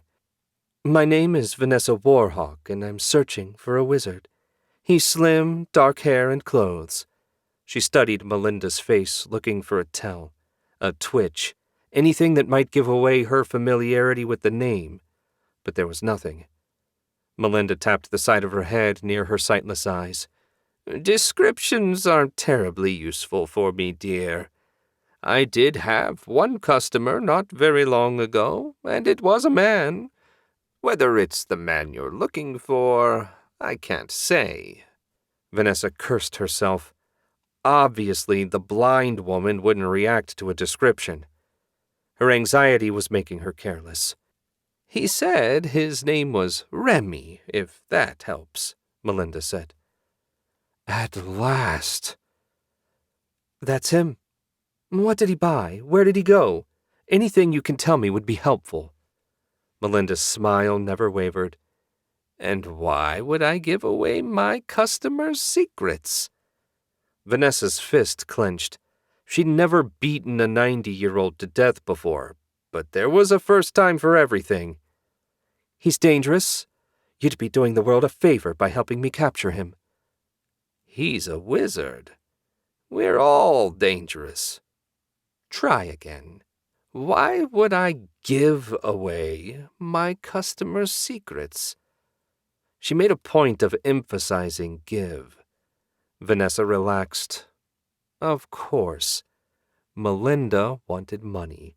This was a business, not a charity shop. How much? That's much better, dear. 500. A magical item. Or a secret. Your choice. Vanessa didn't have 500 euros on her, and she needed the compass. That left a secret. She didn't know many, and had no idea what sort Melinda would value. With a little shrug, she said, "The Cult of Abaddon learned how to fuse demons with masks, allowing men to transform into demons and retain their free will." Melinda nodded. Very interesting. Remy bought a shield amulet from me. As to his destination, he didn't say. The poor man seemed rather nervous about the person chasing him. Vanessa clenched her jaw. A shield amulet would protect him from the compass's magic at no cost to his own power. It was the worst possible thing he could have found. "That's not what I was hoping to hear," Vanessa said. The truth is often unpopular. Do you have any other business with me today? Taking the hint, Vanessa said, "No, thank you." With that, she turned and strode out of the shop. A quick look at the compass confirmed that it still wasn't working right, but it was doing something. Perhaps the shield amulet wasn't all powerful against tracking spells. She needed to contact Lord Solomon. Loath as she was to admit it, Vanessa was out of ideas. If his wisdom couldn't get her out of this mess, she didn't know what she'd do. Chapter 7. Daisuke emerged from the shadow paths in a narrow Venice alleyway, Helena cradled in his arms. With his first breath, the stink from the nearby docks assaulted his nose. Yes, they'd definitely arrived in the right place. He set Helena down and they walked out into the mid-afternoon sun. Across a nearby canal, dozens of warehouses lined a long road down to the waiting ships. 4 huge cranes jutted into the air, heavy shipping containers dangling from their cables. Looked peaceful enough. Of course, it had looked peaceful the last time he was here, before he had to fight a bound demon and a bunch of guys with machine guns, so you couldn't always judge a book by its cover. And speaking of nasty surprises, Ruck, stay invisible and keep your eyes peeled. I don't want to run into anything unaware. Like what? I can't sense any corruption, and a few thugs with guns are no threat. Humor me. With a bit of psychic grumbling, Ruck launched himself from Daisuke's shoulder. The imp wasn't wrong, of course, but it made him feel better knowing Ruck was on lookout. "Do you think this Vito character will be able to tell us anything useful?" Helena asked. Daisuke shrugged and headed for the bridge spanning a nearby canal. "I don't know, but if he can't, hopefully he can introduce us to someone who can. The underworld gangs have to keep track of what their competitors are up to, so I can't imagine they won't have heard about another group with a pet demon. Fingers crossed, at least." At the center of the bridge, Daisuke glanced down into the water. A fresh corpse chose that moment to drift by. He grimaced. The more things changed, the more they stayed the same. "You were right. It looks nothing like the brochures." Helena stopped beside him and stared at the body bobbing face down in the murky canal waters. "When's the last time you took me somewhere nice?" "Breakfast this morning?" "That doesn't count." "Australia?" "There were werewolves and demons, not to mention Jinx. That doesn't count either. When this is over, we should go somewhere for a couple days, just the 2 of us." "We'll see." Daisuke got moving again, leaving the corpse to find its own way. He didn't glance back, but he doubted Helena was thrilled with his answer. He equally doubted their schedule would allow for that much away time. There was also Jinx. He didn't want to hurt the beautiful half-demon's feelings by leaving her out. She didn't have many friends, after all. A little ways ahead of them waited a warehouse with the name Bombari's Import and Export written in large letters over its wide-open door. Outside, Vito, rotund and glistening with sweat like an eel out of water, shouted and waved his hands at the men unloading a truck parked a little to one side. Mingled English and Italian profanities hinted at the sort of person they were dealing with. Not that Daisuke needed any more hints to know Vito was a scumbag. "Move your asses, you lazy sacks of—" Vito's tirade trailed off when he spotted Daisuke. A sheen of sweat glazed his bald head despite the cool ocean breeze. "Didn't expect to see you again so soon, kid. And with yet another beautiful woman. Where do you find them? I'd like to pay the place a visit." Vito wiped his meaty hands on his stained shirt, leaving dark smudges on the fabric. He took a step forward and held out a now hopefully dry right hand. Daisuke's smile held no hint of amusement as he shook hands with the man. "Vito, quite the project you've got going." "Yeah, I got a good deal on some new merchandise. And thank heaven for that. My wallet's getting awfully thin." His wallet was the only thing about Vito that was getting thin, but Daisuke forbore comment. "Somehow I doubt you're here to discuss my humble business ventures." "You would be correct. We're looking for information about other groups buying demons from the Devil Man.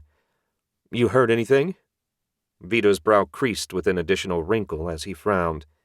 "Don't get me started on those bastards. I haven't heard a thing. And if I never see another creature like that one you killed for us, it would suit me fine." "That's disappointing." Daisuke swallowed a sigh. It would have been nice if Vito had an address for him, but heaven knew nothing ever went easily in this line of work. "Don't look so glum," Vito said. "I said I haven't heard anything. But I know someone who might have. Don Luca. He's in town to oversee the cleanup of the docks personally. I told him all about you, and he was eager for a meeting. If he knows anything, he'll tell you for free. The family owes you a lot." Daisuke grinned. That was more like it. "You should lead with that next time." "Where is he?" "End of the docks, meeting with a potential client. Follow me." Vito turned to the workers. "You lot better have the truck unloaded by the time I get back." With that, Daisuke fell in behind Vito, Helena quiet beside him. He very much appreciated her willingness to take a back seat on this job. Technically, she outranked him in the circle, but if there was one thing the mob didn't like, it was dealing with women. They had some surprisingly old-fashioned beliefs in that area. As they walked, Daisuke scanned the docks. Everything was calm, considering it hadn't been very long since his fight with the demon. It seemed like there should be some people from the local security services, at least. On second thought, he doubted the mob would want anyone looking too closely into the goings-on around here. And if they didn't want it looked into, you can be sure it wouldn't be. He paused in front of the warehouse where the fight took place. The burn marks from his lightning blasts were still visible, but most of the damage had been cleaned up. Very quick and efficient. He admired that in an underworld organization. "Keep up, Daisuke," Helena whispered. "Wouldn't want to lose sight of our illustrious guide." "He's kind of hard to miss," Daisuke said. "I appreciate your patience with all this. The mob is basically a boys' club." She shrugged. "I can't think of any women who would want to join. Don't worry, my ego's not that fragile. And remember, I've got your back whatever happens." Some of the tension he hadn't realized he was carrying faded away. Though less powerful than Jinx, Helena was every bit as reliable, and while he preferred to avoid a fight if possible, he'd be glad to have her at his side should things go sideways. They reached the far end of the docks, where a small cargo ship sat moored to a quay, its rusted hull a testament to countless voyages. Beside it stood a middle-aged man, his black suit sharp, his hair oiled and slicked back. He gestured and spoke in a language Daisuke didn't recognize, while a shirtless sailor whose skin was covered in nautical tattoos listened with a faint scowl. Vito stopped a respectful distance from the pair. "We'll have to wait until the dawn finishes up. Shouldn't be long." "What language is that?" Daisuke asked. Vito shrugged. "Beats me, kid. The Don speaks like a dozen of them. So he's a polyglot. Interesting, Helena said. Best not call him that to his face. Vito wiped the sweat from his forehead and dried his hand on his shirt, adding another stain. It means someone who speaks a lot of languages. Daisuke didn't look away from the still-chatting duo. I speak 5, and that was hard enough. I can't imagine learning a dozen. The sailor nodded once before climbing the gangplank and disappearing onto the vessel. The man in the suit, Don Luca, Daisuke assumed, straightened his tie and turned to face them, a satisfied smile creasing his lips. "Showtime," Daisuke said. Vito took the hint and strode forward, his sweaty hands smoothing his shirt in a futile attempt at looking presentable. A few quiet words were exchanged before Vito waved Daisuke and Helena over. 3 long strides brought them face to face with the smiling mob boss. Don Luca held out his hand to Daisuke, who gripped it. The handshake was firm, but he made no childish attempt to crush Daisuke's fingers. Dark eyes focused on Daisuke with almost uncomfortable intensity. "Mr. Kugo," the Don began, his voice rich with a faint Italian accent. "I cannot express my gratitude enough for your help in dealing with the recent unpleasantness on our docks."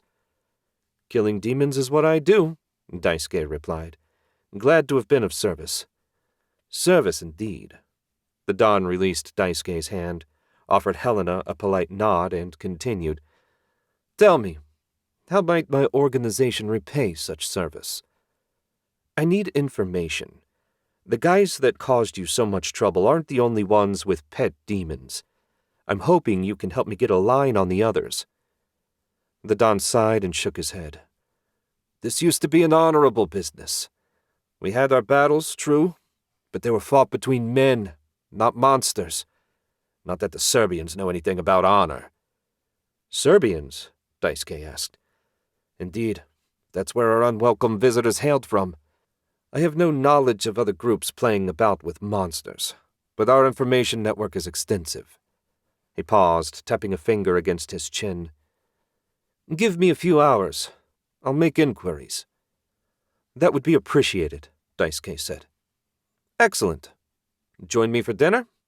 Don Luca extended a card with an address. 7 o'clock. We'll discuss what surfaces." "Sounds like a plan."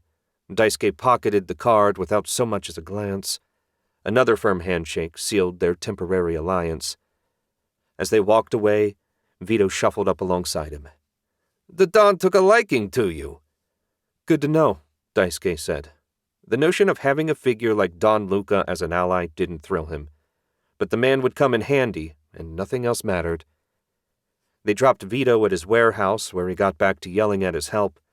Those guys had to be desperate for work to put up with him. "We've got some time to kill," Daisuke said. "Want to have a look around the nice parts of Venice?" "I'd love to see what the city of bridges has to offer."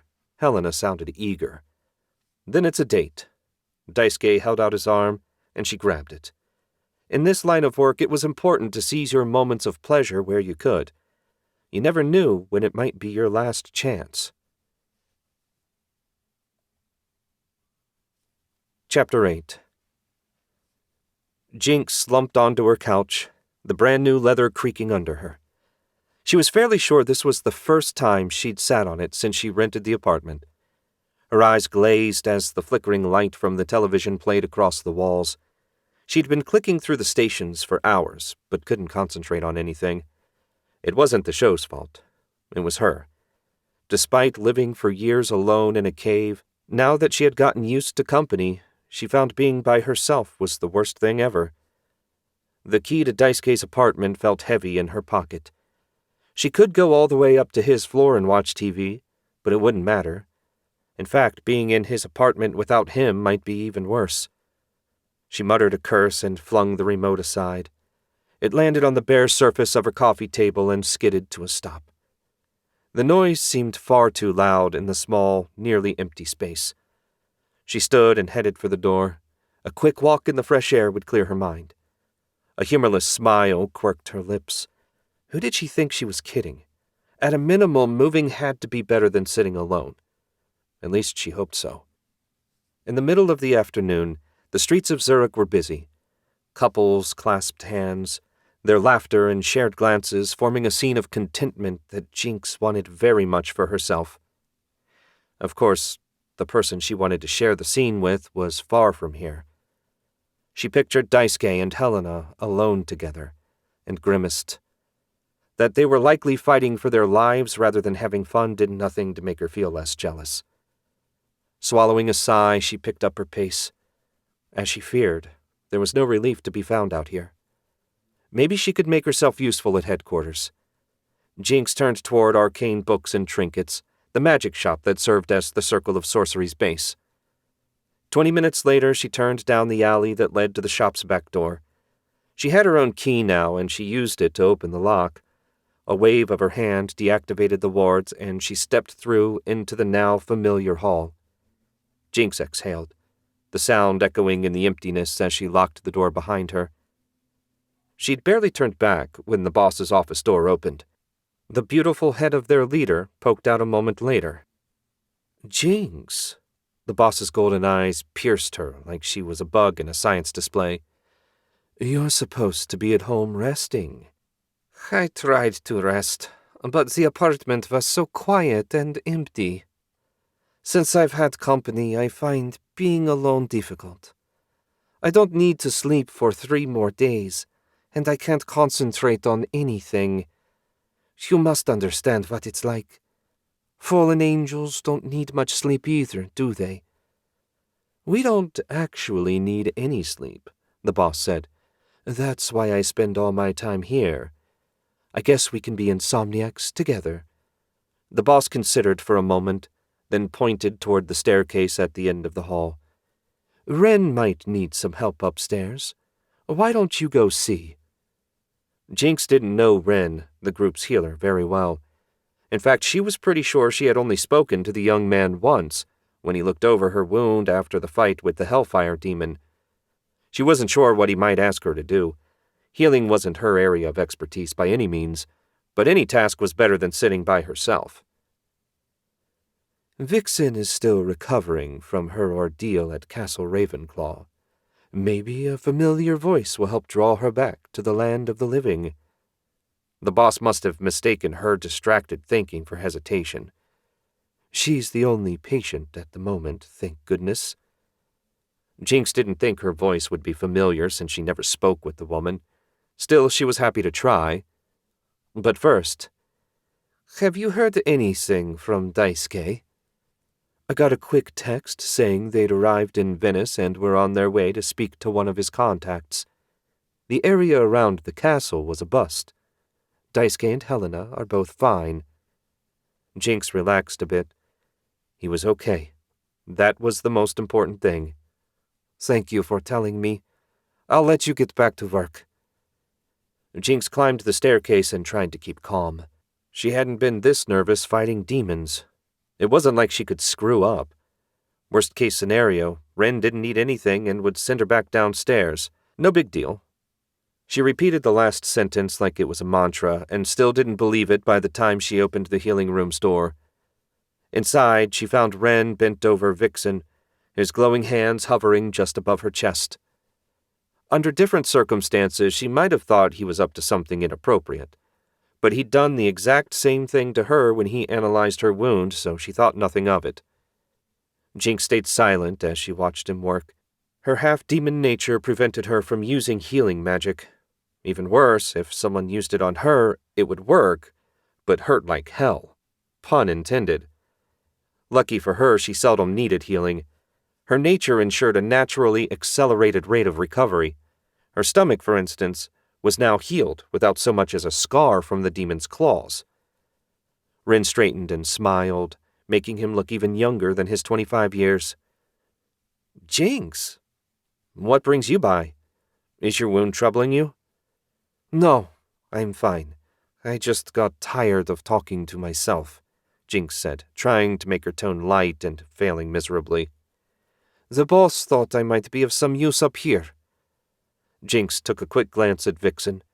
Only her thin, pretty face and red hair poked out from under the covers. Her eyes were closed and her breathing steady. It didn't look like she was in any danger, at least not in Jinx's uneducated opinion. Help is always welcome, Rin said. I just checked the flow of Vixen's life force. She's nearly ready to wake up.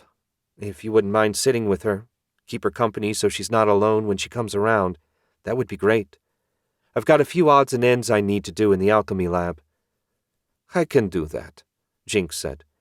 It was the perfect task for her, one she couldn't screw up. Great. If you need anything, I'll be right down the hall. Ren hurried off to attend to whatever he had going on, leaving her alone with the unconscious Vixen. You're not going to be much help alleviating my loneliness, Jinx muttered as she settled into the chair beside Vixen's bed. Despite what she said, it did feel good to have a task, even one as simple as this. The ticking of a small desk clock filled the silent room, accompanied only by Vixen's rhythmic breathing. Jinx watched the rise and fall of her chest, lost in thoughts about Daisuke and his dangerous hunt. She felt a pang of guilt for not being there with him. Foolish, of course. If it had been her choice, that was exactly where she'd be. But it wasn't her choice, and she had to accept reality. An hour ticked by, and Jinx was starting to think she'd made a poor decision coming here when Vixen stirred. The groan she let out was so soft, Jinx thought she imagined it. But when she looked, she found Vixen's green eyes staring back at her. Hey, Jinx said. How are you feeling? Okay, I think. Just weak. Vixen's hoarse voice was barely above a whisper.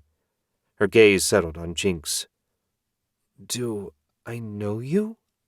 You look familiar.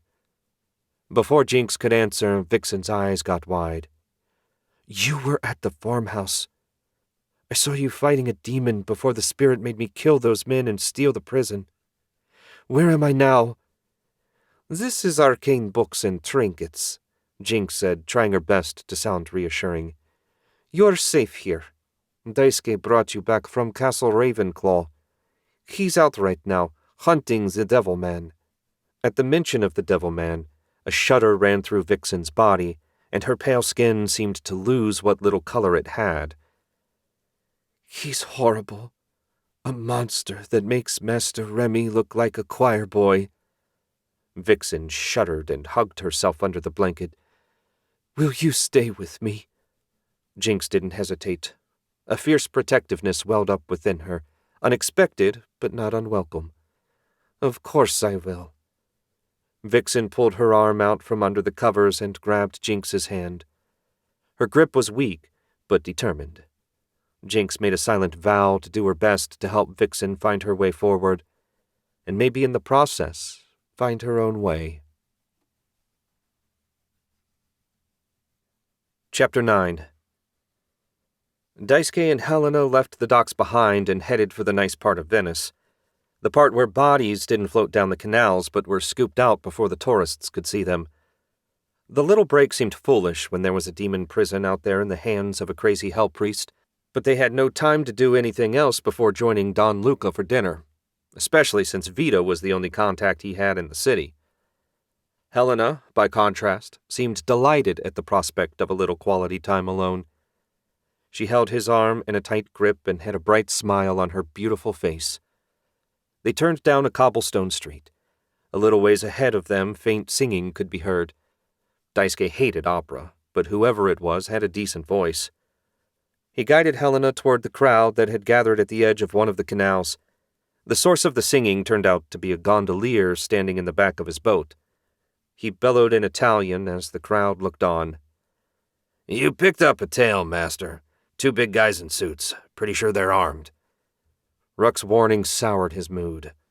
They were most likely Don Luca's men. At least Daisuke couldn't imagine anyone else sending men to keep an eye on them. His enemies were apt to use magic to hide themselves. Are they wizards? Doesn't look like it.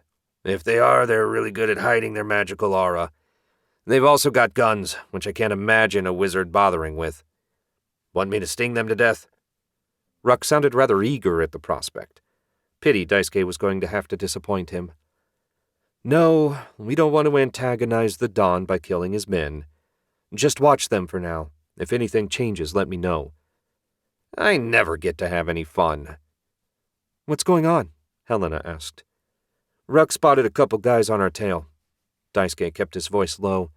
Thankfully, the singer did a wonderful job distracting everyone. Helena's eyes narrowed, a flicker of annoyance crossing her face. "The Don's men?" "I assume so. As long as they keep their distance, I'm inclined to ignore them." "Agreed," Helena said. The gondolier fell silent, and everyone started clapping. "Let's try the market. I've heard good things about it." Daisuke shrugged. He wasn't feeling the date, but didn't want to ruin Helena's fun. "Sure, it's a couple canals over." The walk didn't take long, and soon the noise of the Venetian marketplace filled the air. It made for a pleasant background as Daisuke and Helena went from stall to stall. There were food vendors, a woman selling silk scarves, and another crystal figurines. A stall selling flamboyant masks of all sorts caught his eye. He paused and ran his fingers along the contours of a mask painted with swirls of midnight blue and gold. Grinning, he held it out to Helena. "For you." She took it gently and held it to her face, giving her a mysterious air. "Thank you, Daisuke. It's beautiful." He grabbed a second mask, this one black and edged with shadowy feathers. He paid the vendor for both, then turned to find Helena frowning at him. "What? Is that for Jinx?" Helena's tone was cool. "Yeah. She was so depressed about not being able to join us, I thought a little souvenir might cheer her up." "Please don't be jealous. I told you before I have no intention of choosing between the two of you." Before the argument could really rev up, Ruck's telepathic voice said, "2 more suits joined the group. Still no wizards." "What the hell are they playing at?" he muttered. "What's wrong?" Helena asked, all business once again. "Ruck says our unknown followers have gone from 2 to 4. I think it's time to find out what's going on." "Where do you want to do it?" "Somewhere with a lot less people." They navigated through throngs of tourists and street performers, their pace brisk as they looked for a secluded spot. A park caught Daisuke's eye. It was nothing special, just a square of grass with a few benches. The main thing it had going for it was a complete lack of other people. "This'll work." Daisuke summoned his trunk and put Jinx's mask inside, carefully wrapping it in one of his t-shirts. "Want to put yours in here? It'll be safer if there's a flight." "Thanks." Helena wrapped hers up as well, and he dismissed the trunk. "How do you want to handle this?" "Directly." Daisuke took a deep breath and shouted, "Come out! Or do I have to come find you?" Silence hung in the air for an uncomfortable length of time, until 4 men in matching gray suits stepped out from behind one of the buildings. They were stiffs, no question, but the bulges under their shoulders made it clear they were stiffs who took their business seriously. "Buonasera." One of them offered a smile that looked out of place on his rough features. The others stood silent behind him. "So what do you guys need?" Daisuke asked. "You've been following us since the docks."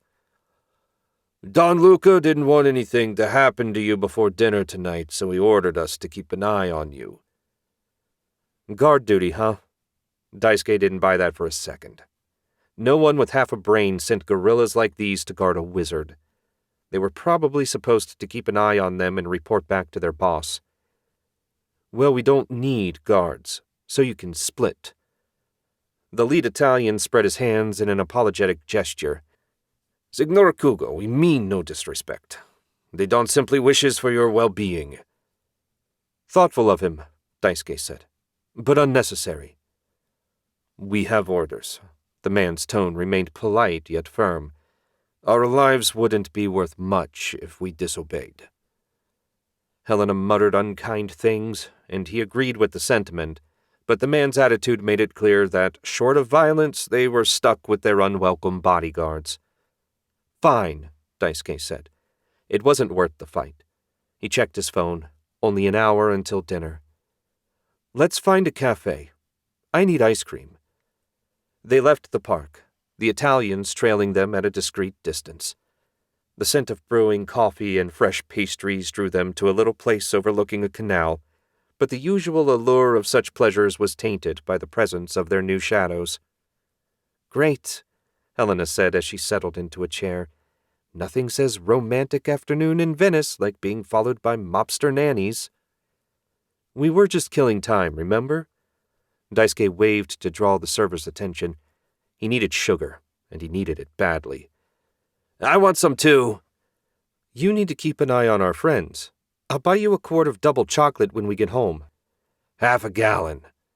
"Fine, half a gallon." "And cookies." "Don't push it." "What's he saying now?" Helena asked. Daisuke grinned. "That he wants ice cream. What else?" They talked about inconsequential things and watched the sun set. Daisuke enjoyed a vanilla gelato, while Helena sipped an espresso. With 15 minutes to spare, the duo set out for their dinner engagement. The gilded hands of an antique clock perched on the edge of the Grand Canal struck 7 as Daisuke and Helena arrived at Don Luca's apartment building. They climbed the marble steps and strode through a gold-trimmed revolving door. The lobby was immaculate in a mix of polished wood, red velvet, and gleaming brass. Daisuke pitied whoever had to clean all that. There was a bank of elevators on the far wall, but only one had a pair of thugs in 2 tight suits standing in front of it. These 2 looked like twins to the ones who had been following them all afternoon. Daisuke led the way over, anticipating the familiar ritual of being frisked for weapons. To his surprise, the henchman that greeted them merely nodded and pressed the call button. The doors opened, and he and Helena stepped into the car.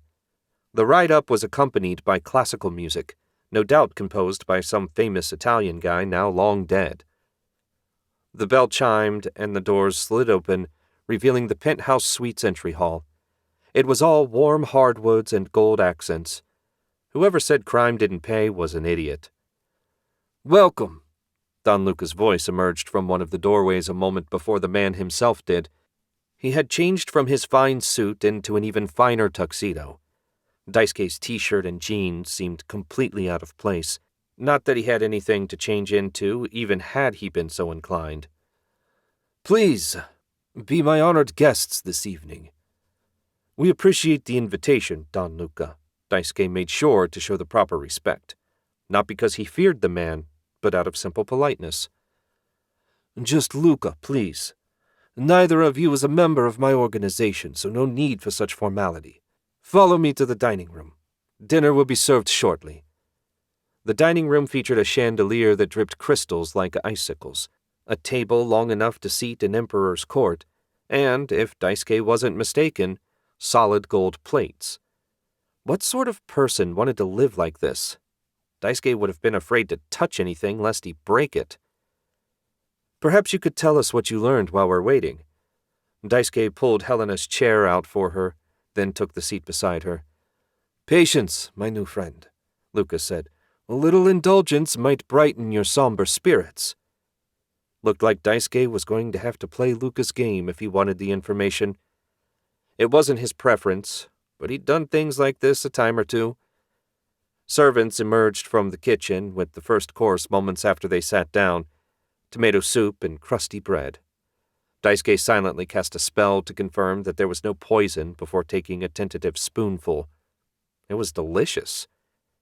Across the table, Luca stared at him, an expectant gleam in his eye. "Is it to your liking?" "It's very tasty, thank you.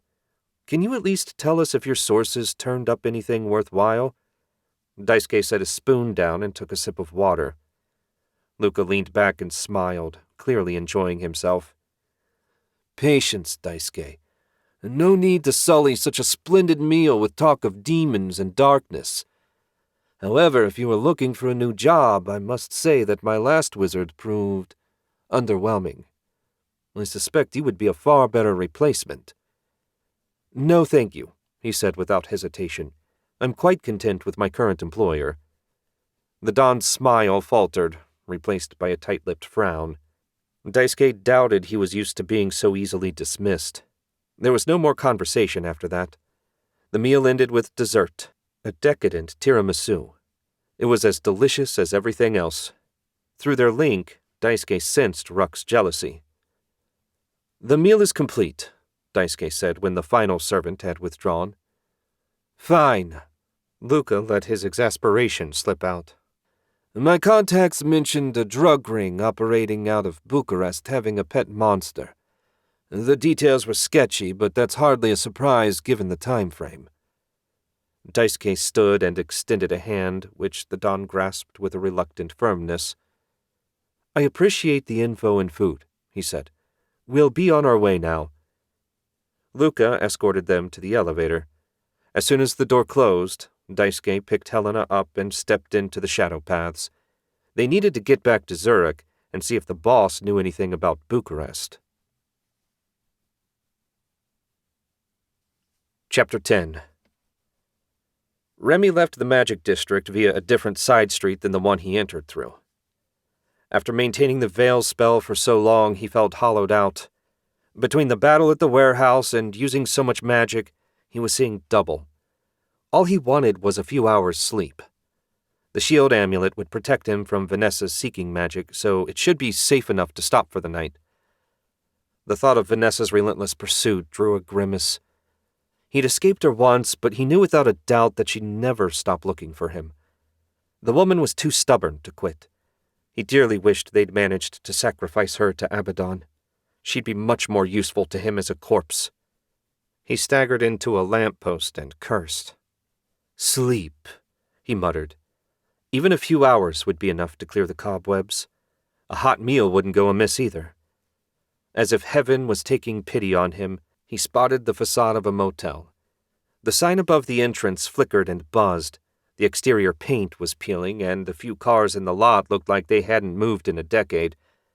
Not his first choice for a place to lay up, but the thought of looking for somewhere better made his knees weak. Resolving himself, Remy pushed through the door. The musty odor that greeted him spoke volumes about the place. A bored clerk eyed him from behind the front desk, apathy etched deep within her otherwise youthful face. "A room," Remy said. The clerk reached behind her and grabbed a key off a row of hooks. €60. Bills changed hands, and Remy took the key. The number 4 was engraved on the top. His thoughts were so bleary it took a moment for him to realize that was the number for his room. The clerk took pity on him. "Out the door. Turn right. They're all labeled." He managed a weary wave of thanks as he trudged out of the office. The walk to his room felt like a mile, but was probably only 100 feet. The key protested as it turned, but the lock did click open. Remy stepped into the dimly lit room that now served as his temporary sanctuary. The curtains hung limp, too threadbare to block out the city lights. A nasty stink, a mix of stale tobacco and decay worse than the office, assaulted his nostrils. The carpet beneath his boots featured dubious stains which suggested a murder had happened not so long ago. And the bed... oh, the bed. It was a sagging relic straight out of Remy's nightmares. Yet it was also the most beautiful thing he'd seen in days. He considered once again, only for a moment, the possibility of finding another motel. Yet his legs rebelled at the thought. With a resigned sigh, he accepted that, for tonight at least, this would be his new home. After ensuring the door was locked and warded with a weak spell, Remy peeled off his jacket and made his way to the bathroom. The shower, thank the universe, was reasonably clean. He let the hot water melt the tension from his weary body. Remy had no illusions about his soul's fate, but if he somehow made it to heaven, he doubted it could feel better than this. Showered and bone-weary, Remy dried himself with a spell, foregoing the dubious luxury of the motel's towels. He approached the bed, eyeing it with the wariness of a man who knew too much about the unseen world. A second, weak spell removed any bedbugs that might be crawling through the sheets. Assured that no insects would feast on him tonight, Remy collapsed onto the bed. It groaned under his weight, but he barely noticed. Minutes passed, but his mind refused to still. Instead of relaxing into sleep, it accelerated with worry. The shield amulet rested against his chest, seeming to weigh far more than its few ounces. Its presence was a constant reminder that he was hunted. With the power of the amulet, Evading Vanessa would be simple, yet the fear of finding her lying in wait when he reached the next gang hung heavy in his mind. If she couldn't track him, that was the most natural next path for her to take. Before he could do anything else, Vanessa needed to be dealt with once and for all. As the minutes stretched endlessly, he searched in vain for a plan that would let him defeat the woman. Remy was under no illusions about the results of a direct confrontation. She would kill him as easily as he did the bugs infesting his bed. He needed to trick her somehow. The answer came out of the blue. Daisuke Kugo. He was as much an enemy of the blood of Solomon as Remy himself. Could he convince the man to team up long enough to eliminate a shared foe? It was an interesting question, and the more he thought about it, the less likely it seemed. If not a team-up, perhaps a ruse. If he could figure out some way to guide Daisuke and Vanessa to the same spot, nature would take its course. It was a dim possibility, but the best one Remy had come up with so far. Having settled on at least a vague plan of action, sleep met him. Vanessa's cab skidded to a halt in front of the finest hotel in Bucharest. At least it better be, since that was where she told the driver to take her. The 12-story tower had a beautiful old-school design, with gargoyles and spires to spare. When you were on a mission, and it was possible, you needed to take advantage of such things. Given her recent dungeon accommodations, Vanessa was determined to spoil herself a little. She strode through the revolving doors and took a deep breath of the lightly perfumed air. Her footsteps clacked on the marble floor as she made her way to the front desk. She was far from dressed for a place like this, but Vanessa felt certain the stack of euros in her bag would make up for her lack of style. "Good evening," she said when she reached the reception desk. "I need a room for the night." The clerk, a young man dressed in a black uniform with a sharp jawline and a gaze that lingered a bit too long on Vanessa's chest, smiled. "Of course, ma'am. Our rooms start at 500 euros a night, and that includes a free continental breakfast." "That's fine." She counted out 500 euro bills and passed them over. Her brief visit to the ATM had been a good decision. The blood of Solomon had provided her with plenty of funds in the form of a debit card connected to a dead-end bank account for this mission. She hadn't the least idea where Solomon the Great's fortune came from, nor did she care. He dedicated all of it to the cause, a fact Vanessa greatly respected. The clerk coughed as he stared at the pile of cash. No doubt most people paid with a credit card, but Vanessa had no interest in leaving a trail. "Ah, right away," he said at last. "Your name?" "Madam X." He stared at her, then looked at the cash, and finally shrugged. His fingers danced across the keyboard, and in a few seconds he produced a keycard. "There you are, madam. Your suite is on the 12th floor. Enjoy your stay." "Thank you." Vanessa took the card and headed for the elevator on the back wall. As she moved toward the elevator, the opulent lobby began to fade into the background. Her mind was already racing to her next task. She paused as she reached for the call button. Had she failed in her mission? She liked to think Remy's escape was just a temporary setback, but she couldn't deny that she'd reached a dead end. It shamed her to admit that she needed more help, especially after Lord Solomon gave her the unique compass. Vanessa gritted her teeth and pressed the button. Her ego couldn't be allowed to stop her from completing the mission. If she had to ask for more help, so be it. Whatever it took to find Remy in the prison, she'd do. Her mind made up, she stepped into the elevator and rode up to the top floor. Her room was only a few paces from the elevator. The suite's door opened silently when she swiped her card. Vanessa went inside, her gaze sweeping over the opulence. It was everything the dungeon hadn't been, yet looking at it made the memories feel all the sharper. She shoved the unpleasant thoughts away and pulled out her phone. Who should she call? One of the group's freelance associates, or Lord Solomon himself? No sense bothering Lord Solomon if a contractor could help her. Smiling without humor at her justification, she pressed the appropriate contact. 3 rings and a bland voice devoid of accent and emotion answered. "How may I serve?" The artifact Lord Solomon provided to track the target has been rendered ineffective. Can you offer any assistance? Negative. Our contract doesn't include magical assistance, and I'm not a wizard in any case. I can search the web and attempt to hack the local security cameras to see if I can get a line on him, but that's it. Fine. Anything you can do would be appreciated, Vanessa said. She did her best to keep her disappointment from showing. Call me with an update at 7 a.m. local time. Understood, he said before the line went dead. She sighed. No more delaying the inevitable. Another tap, this time on the first number in her list. He answered after the third ring. Vanessa, I trust you have good news. No, Lord Solomon, I don't. Remy has acquired a shield amulet and it's blocking the compass, I think. The compass is working, sort of. I'm not sure what to do. And describe exactly what the compass is doing. She did so, making sure to leave nothing out. Can anything be done?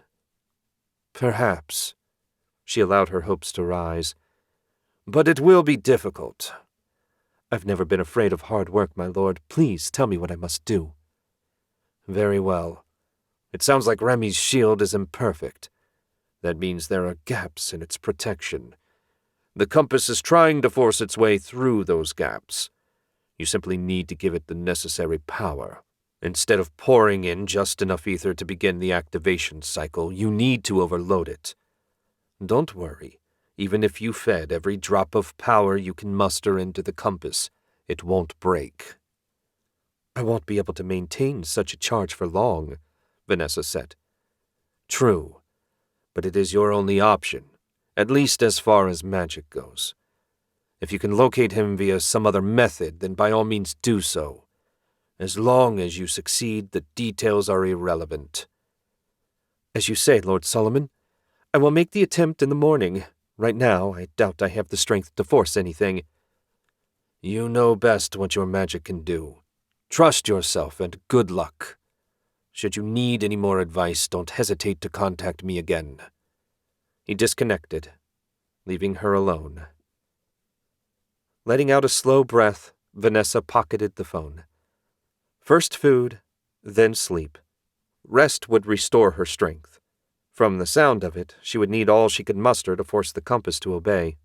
Stepping out of her boots, she peeled off her sturdy trousers and blouse. Next, she ordered room service and headed for the shower. Vanessa had no idea where Remy might be, but she hoped he was sleeping in a ditch somewhere. Chapter 11. Daisuke emerged from the shadow paths in the alley behind arcane books and trinkets with Helena in his arms. He set her down, fought a yawn, and failed. It had been a hell of a day, no doubt about that. Don't forget, you owe me ice cream. As if there was any chance of Ruck letting him forget. I wish you didn't have to carry me, Helena said. I feel like a burden. Having a beautiful woman in my arms is never a burden. Come on, I'm sure the boss sensed us arrive. Helena smiled at his compliment. It probably wasn't enough to make up for their date in Venice getting screwed up, but it didn't cost him anything to sweeten her mood a bit. He went to the door and took out his key. It took 3 tries to fit it in the lock. He must have been more tired than he thought. Inside, the familiar hallway stretched before them. As they neared the door to the boss's office, it swung open, and the boss stepped into the hall, her body surrounded by a haze of cigarette smoke. Her ash-gray suit was as immaculate as always and seemed to vanish into the smoke. I expected a phone call, not an in-person report, she said. There was nothing more we could do in Venice, Daisuke said, and I wanted to sleep in my own bed. We'll head out again in the morning, assuming we can figure out where to go next. Come in and tell me about it. The boss waved them into her office. Daisuke and Helena sat in front of her perfectly organized desk. When she'd taken her place behind it, Daisuke started talking. He went over everything they'd done since finishing breakfast, with Helena chiming in here and there to add a detail he missed. He finished up by asking, So have you heard anything about Bucharest? The boss leaned back, deep in thought. I have no contacts in the city government, But I do know an information broker that works out of the Magic District. I can contact her and see if she's got any news. I'll have Crystal do a little digging as well." "Sounds good, boss. I think I'd best head home before I fall asleep in your chair. What say we meet back here after breakfast?" "There's one more thing before you leave. Jinx is upstairs, and Vixen woke up about an hour ago." Daisuke grinned. "That's awesome. Though I can't imagine what Jinx is doing here. Wasn't she supposed to be home recovering?" "She got lonely," the boss said. "I sent her to help Ren. Nothing too strenuous, though I admit I feel a bit silly worrying. She seems fully recovered." "Half-demons are tough," Daisuke said. "Let's go up and say hi. If Vixen is up to it, I'd like to ask her a few questions." "I'll stay here," Helena said, the annoyance tinging her voice again. "I'm sure you two would appreciate some alone time." Daisuke rolled his eyes. What did she imagine they were going to do? "Don't be like that. I'm sure Jinx would be happy to see you too." "No, I insist. Go have fun." There was no way he was going to win this argument. "Suit yourself. I'll be back in a bit." The staircase creaked under Daisuke's boots as he climbed. 3/4 of the way to the top, Jinx emerged from Vixen's room and looked down at him, a bright smile on her pale face. Her red eyes seemed to glow brighter in the dim light. That was a sign of her excitement. As soon as he reached the top, she hugged him. "I missed you." "Likewise. Sorry to leave you alone. I know you don't like it." "True, but I am not a child. I need to learn to adapt. Can you stay and talk for a little while?" "Yeah, sure. But could we sit down somewhere? I'm beat. By the way, how's Vixen?" "She's asleep again. Ren said it will take time for her to regain her strength." Daisuke made sure not to let his disappointment show. He couldn't do anything tonight anyway. Hopefully she'd be awake by morning. They moved the chairs away from Vixen's bedside and settled down on the far side of the room. Before the conversation could get too serious, Daisuke summoned his trunk and fished out the present he bought for her. "Here," Daisuke handed her the black mask. "A souvenir from Venice." Jinx's fingers slid across the smooth surface of the mask. "It's beautiful. I'll put it on the shelf in my apartment.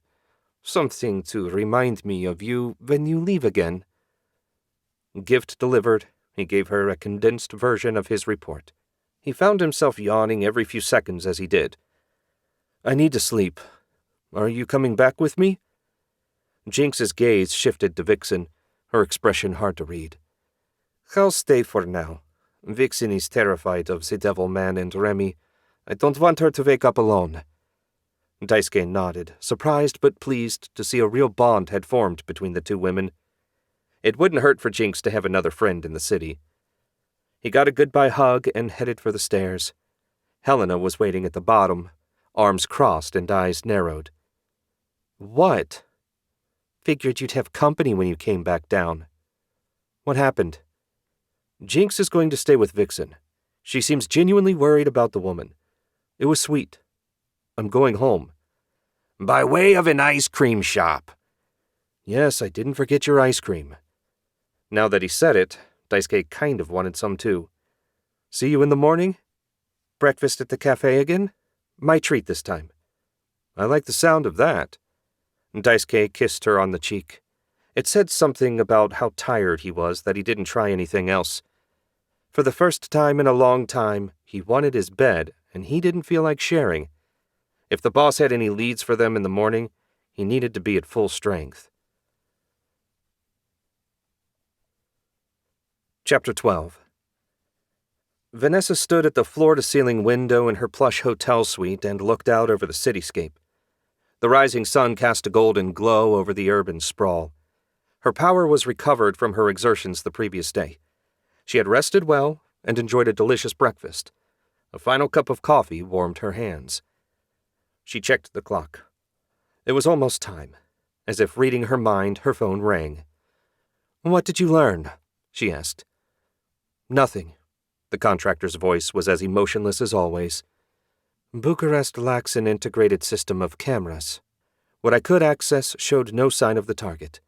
Your battle at the warehouse did draw a fair amount of media coverage, but no one knows any details about yourself or Remy." That was about what Vanessa had expected, but having it confirmed did nothing for her mood. It was all down to the compass now. "Very well. Continue to monitor local media for anything relevant to the mission." "Understood." The contractor hung up. With deliberate intention, Vanessa set down the coffee cup and took the compass out of her pocket. It felt heavier this morning. That was all in her mind, of course. The weight was all mental. If she failed in this, she failed the mission. Vanessa refused to consider the possibility. Closing her eyes, she exhaled slowly, centering herself and drawing ether into the compass. It flowed easily, confirming her full recovery. When the activation chill spread through her hand, Vanessa opened her eyes. The compass's arrow was twitching, the same as it had the day before. Brow furrowed, Vanessa followed Lord Solomon's directions and poured more ether into the artifact. The metal soon grew so cold it burned against her skin, yet she held on, ignoring the pain and forcing even more ether into the compass. Finally, the arrow halted, locking onto a direction somewhat between north and northeast. Triumph surged through Vanessa, but it proved fleeting. After only seconds, her control of the ether wavered and the compass went back to twitching. The room spun for a moment, but soon settled down. That had taken a good deal more effort than she expected. At this rate, she wouldn't be able to check it more than once an hour. Far from ideal, but at least she had a direction now. Vanessa flexed her hand and winced. A ring of red skin covered her palm.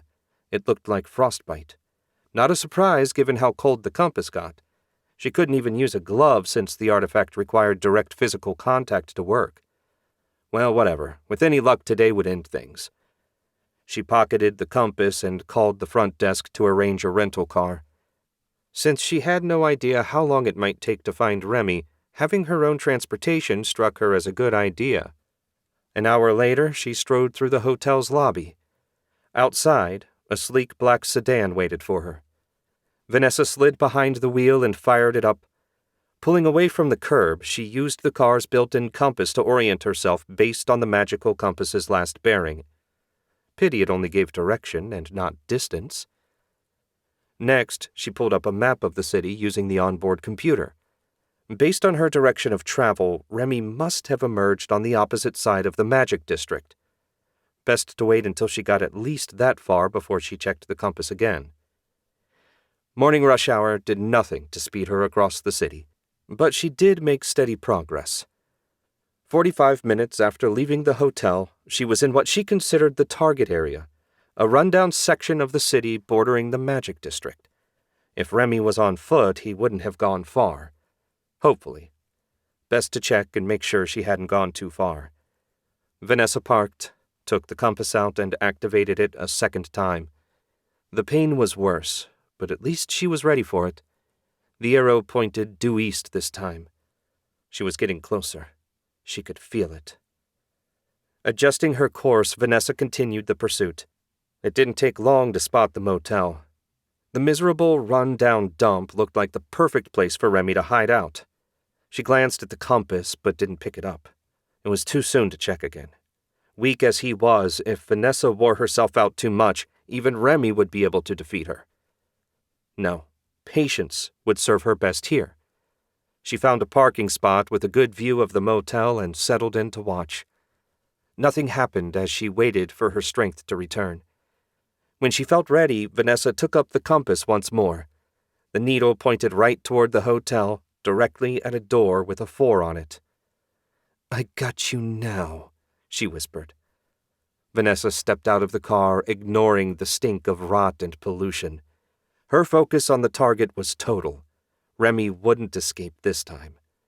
Halfway across the parking lot, the door to Remy's room opened, and the man himself emerged. Their gazes locked for an instant before Remy turned and sprinted away as fast as his scrawny legs could carry him. Snarling in frustration at the rotten luck, Vanessa ran after him. This wasn't how she imagined her final moment of triumph, but she felt confident that she was in better shape than Remy. she would run him down like the dog he was and put him out of his misery. Remy groaned and rolled over on his cheap, creaking bed. Light seeped through the moth-eaten curtains, confirming it was time to rise and shine. His brain throbbed in protest as he hoisted himself into a sitting position. Despite a few aches and pains, he felt mostly recovered, including his magic. Somehow he doubted facing today at less than full strength would end well.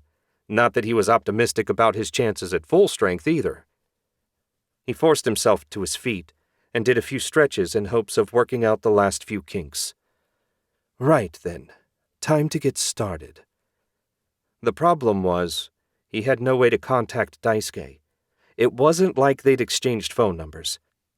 What had seemed like a brilliant idea to his exhaustion-addled brain last night seemed far more dubious in the cold light of dawn.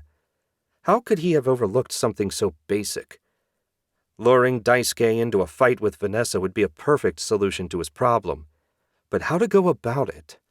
He paced around his modest room, boots scuffing the grimy carpet. Ideas flitted through his mind, each less practical than the last.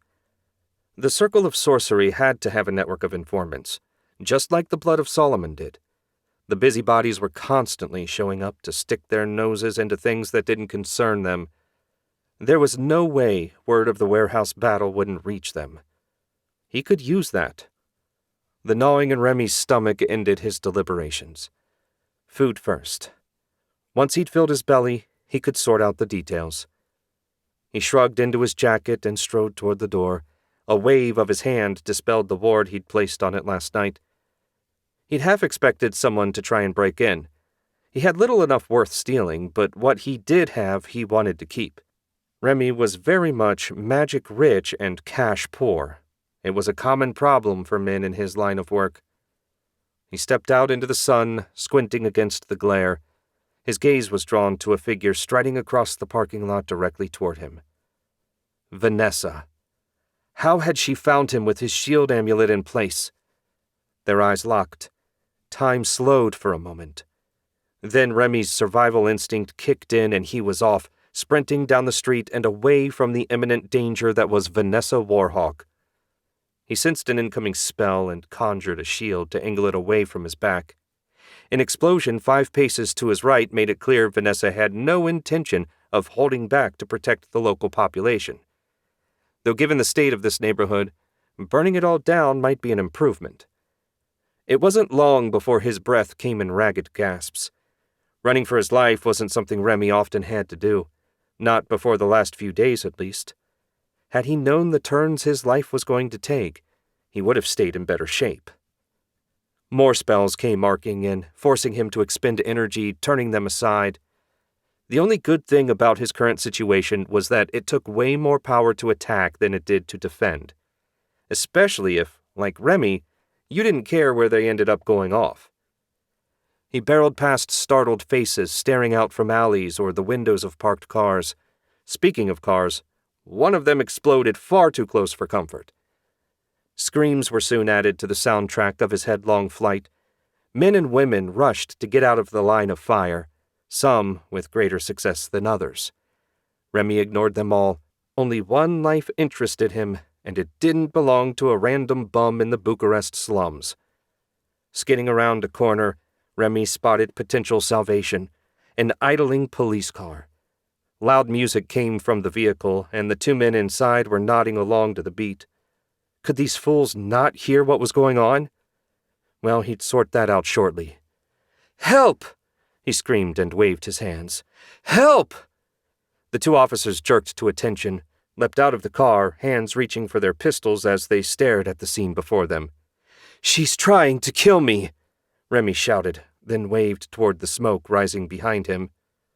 He'd barely finished speaking when Vanessa rounded the bend, eyes narrowed in lethal fury and flames dancing around her hands. The officers needed no more convincing. They turned their guns on Vanessa and opened fire. Bullets pinged off of her shield, drawing a grimace. Remy needed less than a second to take all that in, and then he was moving again. He bolted past the police car and offered a silent prayer that the useless idiots could buy him at least a minute or two. He didn't know how far he got before the pain in his lungs forced him to stop. In the shade of an overpass, Remy's breath came in ragged gasps. The acrid stench of exhaust burned his throat, but he couldn't slow his breathing. He saw no sign of Vanessa, but harbored no illusions about his escape. It was temporary at best. When he got himself under control, the roar of engines caught his attention. It was coming from further down the street. The last thing he wanted to do was walk some more, but he couldn't stand around and wait for his pursuer to catch up. He pushed away from the concrete pillar he'd been leaning on and followed the roar. Soon enough, he found a dozen bikers, their motorcycles growling beside the rusted fence of a basketball court. They were a rough-looking bunch, lots of leather and tattoos. Remy cared not in the least about their looks. Only the bikes interested him. They were his way to put some distance between himself and Vanessa. That he couldn't drive one was a problem easily solved by a little psychic domination. Mind made up, he marched across the street. The biker's grins widened at his approach, mistaking his slender form and disheveled state for weakness. He might not be a match for Vanessa, but he could handle this lot without breaking a sweat. "Good evening, gentlemen," Remy said. "I'd love to take one of your bikes for a ride." They roared with laughter, just as he expected them to. They were too stupid and arrogant to recognize danger when it stood right in front of them. Much as Remy would have enjoyed playing with these fools, he had no time today. A snap of his fingers, combined with a sharp incantation, sent blades of ether lashing out, severing heads and limbs with equal ease. The lone survivor, a behemoth of a man whose terror-stricken eyes were filled with tears when they met Remy's, said, "Please, I'll do anything you want. Just don't kill me." "I appreciate your attitude. Take me to the warehouse district. Try anything funny and I'll peel you like an apple. Understand?" The survivor nodded, scrambling to his feet, and guided Remy toward a large blackened chrome chopper. He slung his leg over the seat and Remy climbed up behind him. A moment later, they were roaring down the street away from Vanessa and hopefully toward Daisuke. Chapter 13. Daisuke and Helena approached the back door of Arcane Books and Trinkets after enjoying a meal at the cafe. A good night's sleep and food had left Daisuke restored and ready to resume the hunt for Razik's prison. With any luck, Crystal and the boss had worked their magic and found him some leads. If not, he was going to have to risk talking to Vixen, and, based on what Jinx said, the conversation would be awfully traumatic for the woman. Given all she'd been through, Daisuke would prefer to avoid adding to her stress. "What do you think?" Helena asked. Didn't sound like she was still pissed about him hanging out with Jinx yesterday. That was good. He hated dealing with Helena when she was in a mood. "I don't know. Making progress around Castle Ravenclaw seems unlikely. I'd prefer not to stress Vixen out any further. Hopefully the boss has something we can follow up on." He opened the door and held it for Helena, then followed her inside. The shop hadn't opened for the day yet, so everything was quiet. They turned down the hall to the boss's office. Daisuke knocked, but the only response was silence. Weird. Usually she called them right in. He concentrated, and sure enough, her divine presence was inside. The boss used to make an effort to mask her aura, but since they'd learned her secret, that she was really Angelique, a fallen angel, she didn't bother anymore. "What do you think she's doing?" Helena asked. Daisuke shrugged. He hadn't the least idea. After a long 5 minutes, the boss said, "Come in." Daisuke opened the door, and she waved them into the chairs in front of her desk.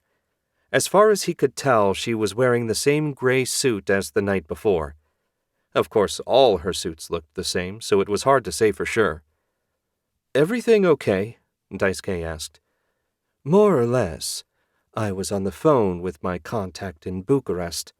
Both Remy and Vanessa paid her shop a visit, which confirms they're both in the city." "That's good news, right?" Daisuke asked. The boss flicked ash from her cigarette into an overloaded ashtray. "Good for us, but maybe bad for Bucharest. Crystal's been busy too. Turns out a warehouse owned by a notorious drug dealer became an arena for a sorceress battle. Over a dozen killed. I doubt that's a coincidence. What do you want to bet this is the same gang Don Luca said bought a demon from Remy? Helena said. No bet, Daisuke said. Odds are Remy's calling in favors as the Cult of Abaddon tries to rebuild. I wonder how Vanessa found him. According to Melinda, the boss said, Remy bought a shield amulet. That means Vanessa must have some way to track him. Not at all impossible given the blood of Solomon's resources. In any case, you two need to go to Bucharest and deal with both of them before any more people die. I've never visited Bucharest, Daisuke said. We'll have to detour via Tamaz, then fly south. Shouldn't take more than an hour. Will we be working with the police, or do we need to stay on the down low? Regrettably, my network doesn't include anyone in their security forces, so you'll be on your own. Try to keep the damage to a minimum. I always try, but the other team has a say in how it goes. Daisuke shrugged in a what-can-you-do gesture. Also, while you're there, talk to Melinda. She picked up some very interesting information as payment from Remy. And she's going to give us this information out of the kindness of her heart? Helena asked the question before he could. I saved her life years ago, even before I formed the Circle of Sorcery. Whenever she learns something interesting, she sends it along, no charge. Melinda's been a good friend. Make sure you show her the proper respect. I always show ladies the proper respect. Daisuke stood and grinned. As long as they're not trying to kill me. Wish us luck, boss. I do. Take care, both of you. As soon as the matter is settled, let me know. Daisuke nodded. Will do, boss. He helped Helena to her feet, and they headed for the door. It was time to resume the search. Daisuke and Helena landed 2 blocks from the warehouse where, they assumed, Remy and Vanessa had their battle. The trip through the shadow paths to Tamaz and the subsequent flight south had taken a little less than an hour. Even though she couldn't fly on her own, Helena did manage the invisibility barrier, which saved him a fair bit of energy. When they hit the ground, she blew out a breath and released the barrier. I don't think I've ever maintained a spell for that long, and I'm not eager to do so again. Where are we? The manufacturing district a couple blocks from the target, Daisuke said. I wanted to approach on foot to reduce the odds of a police wizard noticing us. You think there'll be one on site? No idea, but better safe than sorry. Are you going to be okay with your personal invisibility spell? We can rest for a while if you need to. The warehouse isn't going anywhere. I'm fine, and we don't have time to mess around. Daisuke wasn't foolish enough to argue with her. Okay. Ruck, fly ahead and see what we're dealing with. He sensed the imp getting further away, then, Only 2 policemen, plainclothes. No wizards. You should be good to approach. We're clear. Let's go. Daisuke turned invisible, and a moment later Helena did as well. While he could still see the outline of her magical aura, to a non-wizard they would be undetectable. There were ways to hide from a wizard's magical vision as well, but that took a lot more time and effort. The walk didn't take long, though the smell of diesel fumes made it a good deal less than enjoyable. The front of the Target warehouse had been blown to smithereens. 2 people in tan jackets and holding notepads stood a few yards away. Those had to be the detectives. He'd expected to find a forensic team as well, but maybe they finished their work yesterday. That was good for Daisuke and Helena, so he wasn't about to complain. They snuck past the detectives and slipped into the building. Daisuke's boots crunched on the broken glass and debris strewn across the warehouse floor. He winced at the noise, but nothing from outside indicated they'd been detected. The scent of charred wood and scorched flesh lingered in the air while bloodstains dotted the floor, remnants of a vicious magical battle. Vanessa clearly hadn't held back. They made a silent tour of the space and found nothing to indicate where either Vanessa or Remy had gone. The only thing of interest was the door-sized rectangle sliced in the back wall. He assumed someone, likely Remy, made his own emergency escape hatch. Interesting as it was to view the site of the battle firsthand, it didn't net them much. Daisuke strode toward the front of the warehouse, Helena at his side. He had no idea where to search next. Bucharest was a big city, after all. Maybe the boss's friend, the information broker, would have some intel for them. He stopped by the door when a crackle sounded from the cops' radios. "Emergency. Officers down. Criminal wizard active in Sector 3. Send backup soonest." "Should we go?" one of the cops asked his partner. "No, we'd only be in the way. Let SWAT handle it. Our job is here." The first man snorted. "We've found all there is to find. It's on forensics now, and they won't be done for weeks." The wizard had to be Vanessa. The problem was, sticking their noses into a fight between her and the police was likely to end up with more people getting hurt. But maybe they could track her from the air and strike when she reached a safe area. He was about to suggest they do so when the rumble of an approaching motorcycle caught his attention. It was getting closer by the moment. The question was, why would a biker be coming here? If it was a criminal, he'd know enough to stay away from an active crime scene. And if it wasn't, then coming here made even less sense. "Can you see them, Ruck?" "Yes, Master. There's a big human in the front and a smaller one in the back. They'll be visible to you in a moment." Sure enough, a big black chopper came around the corner and drove right up beside the police car. Daisuke couldn't get a good look at the smaller man since he had his hood up, but he had a bad feeling. "Hey," one of the detectives said, "you can't be here. This area is restricted." The smaller man got off the bike and pushed his hood back. It was Remy. The two detectives headed toward the wizard, clearly clueless about what they were dealing with. He hesitated just long enough for Remy's magic to lash out and bind the detectives in place. The motorcycle engine cut off, and Remy looked right at Daisuke and Helena. "I know you're there. Show yourselves, or these two die." With innocent lives at risk, there was only one thing they could do. Daisuke and Helena released their invisibility spells. "Remy," Daisuke said, "how unpleasant to see you again. What do you want?" "Your help." Daisuke would have laughed if the situation were less serious. "Vanessa's on my trail and I can't shake her. I also can't beat her in a fight. But the three of us will make short work of her. You hate the blood as much as I do. It's a win-win." He had a point. Daisuke wouldn't feel bad about killing Vanessa. She was a psycho, and the world would be better off without her in it. "Deal. But you have to let the police go first."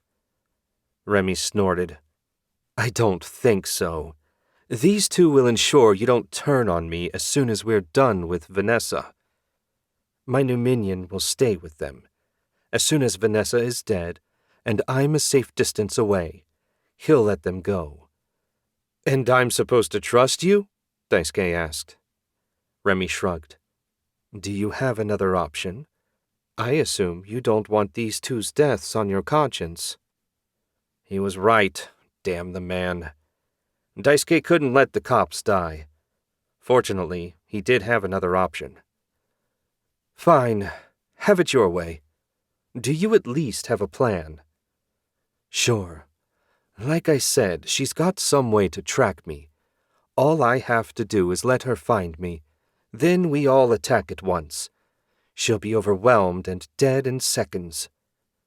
Daisuke wasn't sure that counted as an actual plan, but it might work all the same. "We can't do it here. It'll be too obvious you're planning something. There's a construction site down the road," Daisuke said. "We flew over it on the way here. It looked deserted. Should be perfect." Remy nodded. "Sounds ideal. Lead the way." Daisuke did so, Helena tense beside him. As they walked, Daisuke reached out to Ruck. "Take out the biker at my signal. We have to time this just right." "They'll still be enchanted, Master." "As long as they're not dead, I can deal with whatever magic Remy cast after the battle." They reached the construction site soon enough. The half-built skeleton of a new warehouse towered behind a chain-link fence. Cranes and other construction equipment sat here and there on the sides. Daisuke sensed nothing living within a block of the place. If there was going to be a fight, This was a good place for it. Hopefully, whoever owned the warehouse had insurance. "So what now?" Helena asked. "Simple." Remy reached under his jacket, took out a shield amulet, and tossed it aside. "She'll have no trouble finding me now. You two had better hide. And remember, if you try anything, the cops are dead." As if Daisuke could forget what was at stake. Chapter 14. Vanessa stood beside the flaming wreckage of the first cop car she blew up. Why the idiots had thought shooting at her would accomplish anything she couldn't begin to imagine. Normal people should be taught that wizards are, for the most part, bulletproof, unless you catch them by surprise. Not that those two would ever be taught anything again. And now she was surrounded by the fools, and Remy was long gone. The crack of gunfire was giving her a headache. Cops swarmed from every direction, their faces twisted in fear and determination as they closed in on her. A wave of her hand sent blue threads of flames lashing out in every direction. Bulletproof vests proved considerably less proof against magic. The number of pests was instantly reduced by a third. Pathetic. Vanessa wasn't even sure why she was wasting her time with these cretins. She needed to catch up to Remy before he got any further away. Her conjured barrier flared every time a bullet pinged off it, making it look like she was surrounded by fireflies. It was kind of pretty in a way, but she was growing tired of this game. It was time to finish it. She threw her arms above her head. Power blazed around her as a wall of fire exploded skyward, cutting off the advancing police force. A whispered spell activated flight magic that shot her straight up into the air, leaving the chaos behind her as she soared away from the battlefield. The nuisances should know better than to try and follow her. Pointless killing did nothing to advance her mission. Vanessa's boots hit the ground in the middle of the parking lot of Remy's motel, sending a cloud of dust swirling around her. The smoke from her battle was visible in the distance, and she could just smell the scorched asphalt and burnt rubber. She stalked toward her car, her thoughts already shifting to tracking Remy down. She reached the parking lot and frowned. Her once pristine car sat up on blocks, its tires stolen in the few minutes she'd been away. This day just keeps getting worse. Shaking off her annoyance, Vanessa glanced around. A variety of junkers cluttered the motel parking lot. While not her preference, this wasn't the moment to be fussy. She strode over, sizing up each vehicle until she found the least offensive option, a battered pickup truck that had seen better days. It was older than she was, but it would have to do, assuming she could start the rust bucket. A wave of her hand unlocked the door and she climbed inside. A second wave coaxed the engine to sputtering life. It roared when she touched the gas. That was a good sign. As long as it didn't quit halfway to wherever she was going next, she should be set. Speaking of, Vanessa turned her attention to the compass. Remy couldn't have gotten far. She fed the compass a small amount of ether, and to her surprise, it immediately spun to life, the needle quivering as it pointed toward the warehouse district. What was Remy playing at now? The shield amulet wouldn't have just stopped working, and Remy wasn't stupid enough to take it off by accident. It had to be a trap.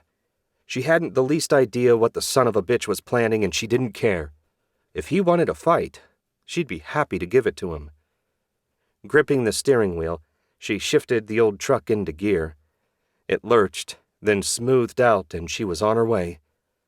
Vanessa navigated the stolen truck through the city streets, every once in a while confirming that she was still on the right track. The arrow never wavered from the warehouse district. Why he would go back there, she hadn't the least idea. Maybe he hoped to find more useless cops to send against her. They wouldn't take long to deal with. She pulled up to a construction site, the skeletal structure of an unfinished warehouse towering over the truck. Remy stood there waiting for her, arms crossed, and looking as relaxed as could be. Maybe he wanted to die. If that was the case, Vanessa would be happy to grant his wish, right after she tortured the location of Razik's prison out of him. Finally tired of running? She climbed out of the truck and stalked toward him, fire gathering around her hands. Tell me where the demon prison is and I'll kill you quickly. always so arrogant, Vanessa. Did you think I'd face you alone?" Daisuke Kugo and Helena stepped out from behind a stack of construction material, their faces grim. Vanessa's gaze darted between them and Remy, her calculations about her chances of victory taking a rapid nosedive. 3 against 1 hardly seems fair. She forced a laugh, even as a cold sweat formed on her brow. "Why don't we make a deal? We could force Remy to tell us where the prison is. Kill him, then work together to take out the Devil Man. Once we have the prison, we can decide between us who gets to keep it." "Sorry, Vanessa." Daisuke's voice was cold as ice. She turned to Helena, but found no help there. Well, it wasn't a surprise. Had the circumstances been reversed and she had them outnumbered, mercy wouldn't have been offered either. What she couldn't figure out was why they were taking Remy's side. She glared at the traitor, who stood there smirking, before shifting her gaze back to Daisuke and Helena. She knew she was outmatched, but there was no chance of retreat. Not from these 3. "So be it. But I don't go down easy." Daisuke, Helena, and Remy faced Vanessa. There was tension in the air as each waited for the other to make the first move. In a wizard's duel, that first move could be your last. Daisuke gathered ether around him, readying it for easy casting. He'd never seen Vanessa in action, but she was of the blood, which guaranteed that she was stronger than the average wizard. She was also every bit as impatient as he expected. Flames burst to life around her hands, and a moment later she sent threads of blue flame streaking in at him. Helena raised a golden barrier which slowed the threads a fraction before they cut through it. That gave Daisuke a fair idea of how strong Vanessa was. She was going to be a problem, but not an insurmountable one. He rolled under the threads and pointed at her. Black lightning arced out, hitting Vanessa's personal shield and sending her skidding back. As she forced herself to her feet, Remy decided to join in. Maybe he was hoping to strike the fatal blow. Daisuke had no idea and didn't care. He was distracted, and that was the important thing. "Now, Rook!" Trusting his familiar to handle a single human, Daisuke hit Vanessa with another lightning blast. This time, she was blown back into her truck with rib-cracking force. She slid down, her beautiful face twisted in pain. Remy closed in, confirming Daisuke's theory that he wanted to finish his former comrade off personally. Daisuke edged closer as well. Killing Vanessa would no doubt improve the world a great deal, but she was a side matter. Remy was his focus today.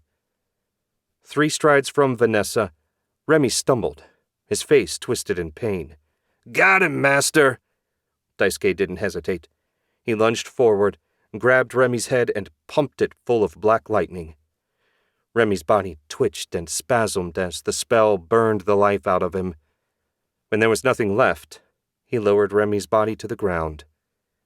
He didn't have long now. A cocoon of ether formed around Remy's body.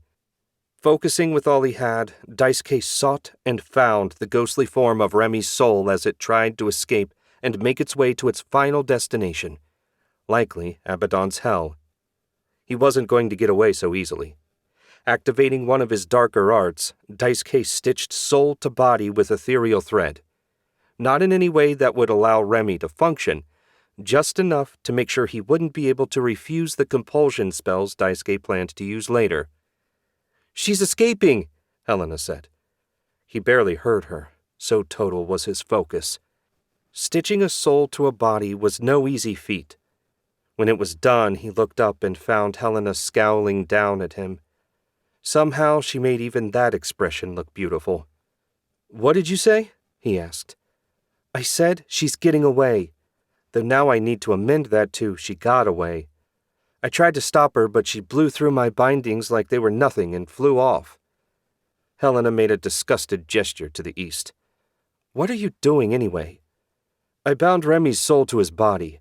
Now I can make him tell us everything, including how to find Razik's prison. Much as I would have liked to finish off Vanessa, I had to act when he was distracted by Ruck killing his minion." She made a face. Sometimes people forgot Daisuke's first and primary magical profession was necromancer.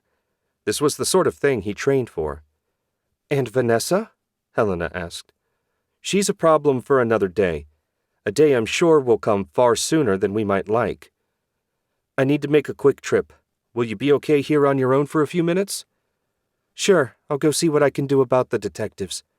"Where are you going?" "To one of my bolt holes.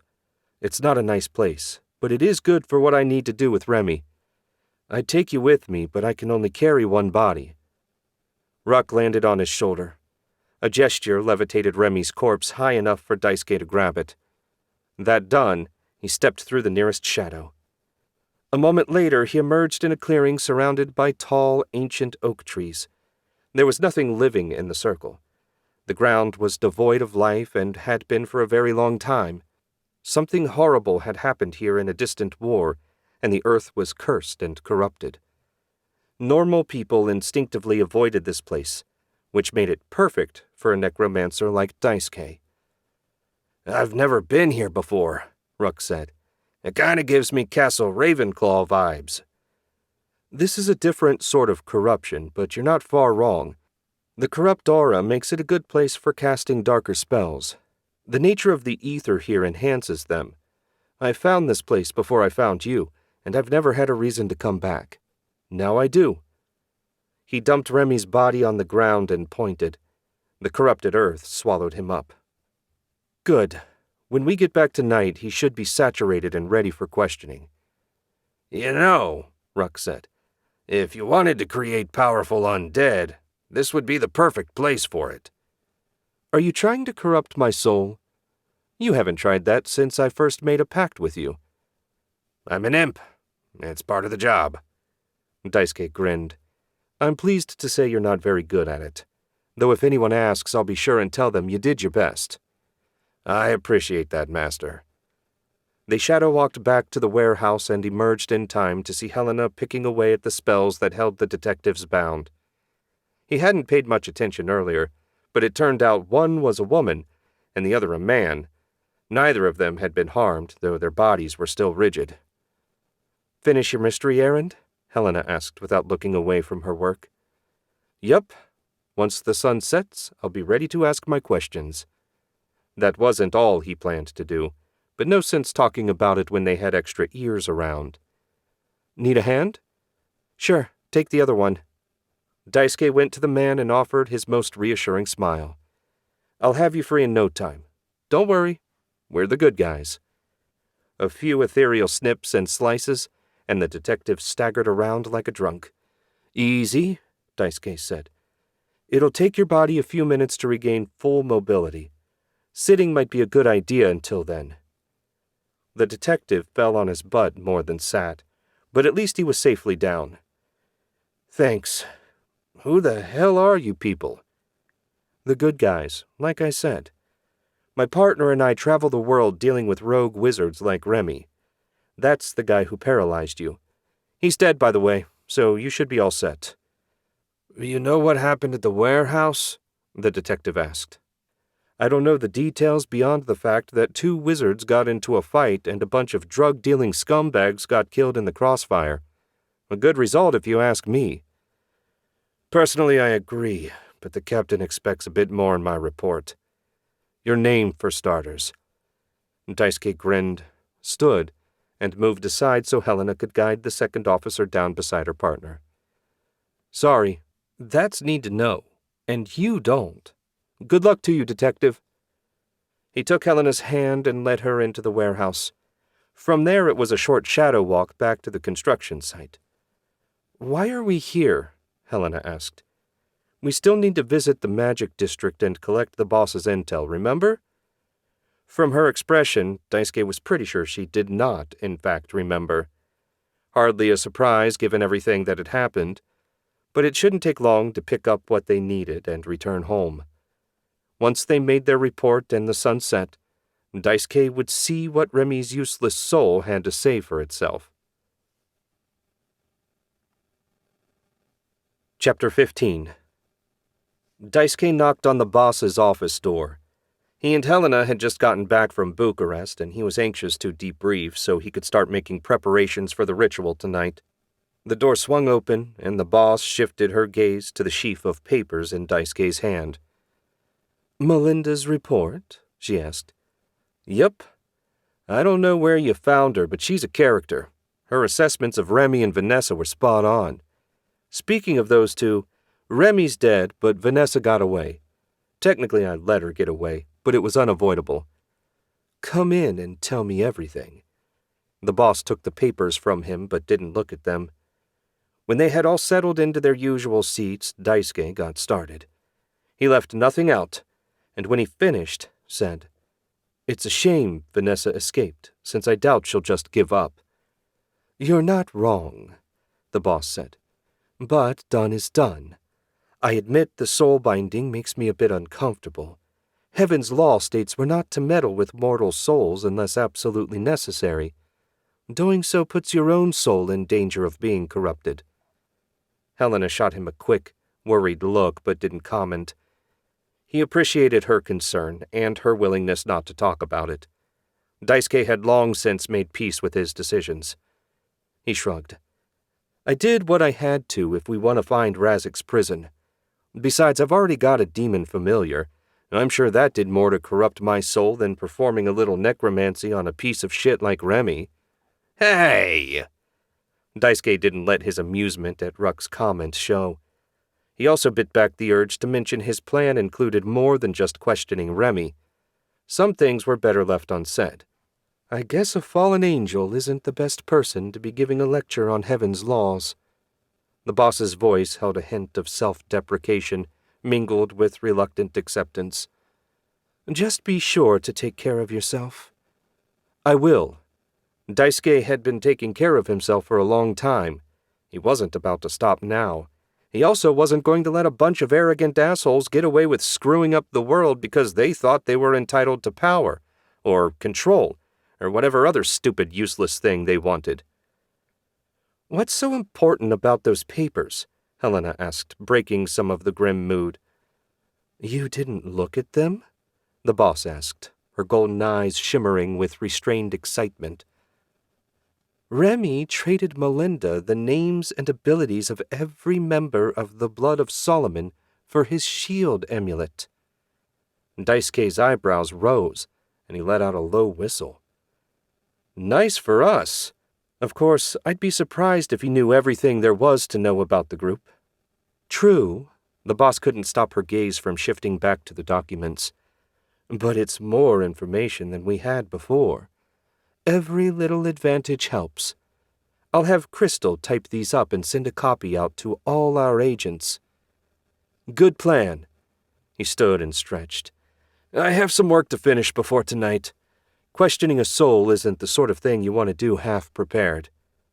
"Can I help?" Helena asked, her concern plain in both her expression and tone. Daisuke shook his head. "Thanks, but no. This is something best done on my own." "If you're sure, but please don't do anything too crazy." "You know me." He offered a half-hearted grin. "Yes," Helena said, not buying his act for a second. "That's why I'm worried." Daisuke wasn't sure what to say, so he said nothing. What he was going to do had to happen, so it would.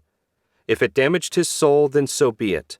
Hopefully the good of sealing away Razik's prison would balance the scales. Vanessa blasted through the air as fast as her meager remaining magic could propel her. Near-death experiences seemed to be her new lot in life. First, the dungeon of Castle Ravenclaw, then the battle with Daisuke, Helena, and Remy. Those three fighting together wasn't something she expected to happen. Maybe it was an enemy of my enemy is my friend sort of situation.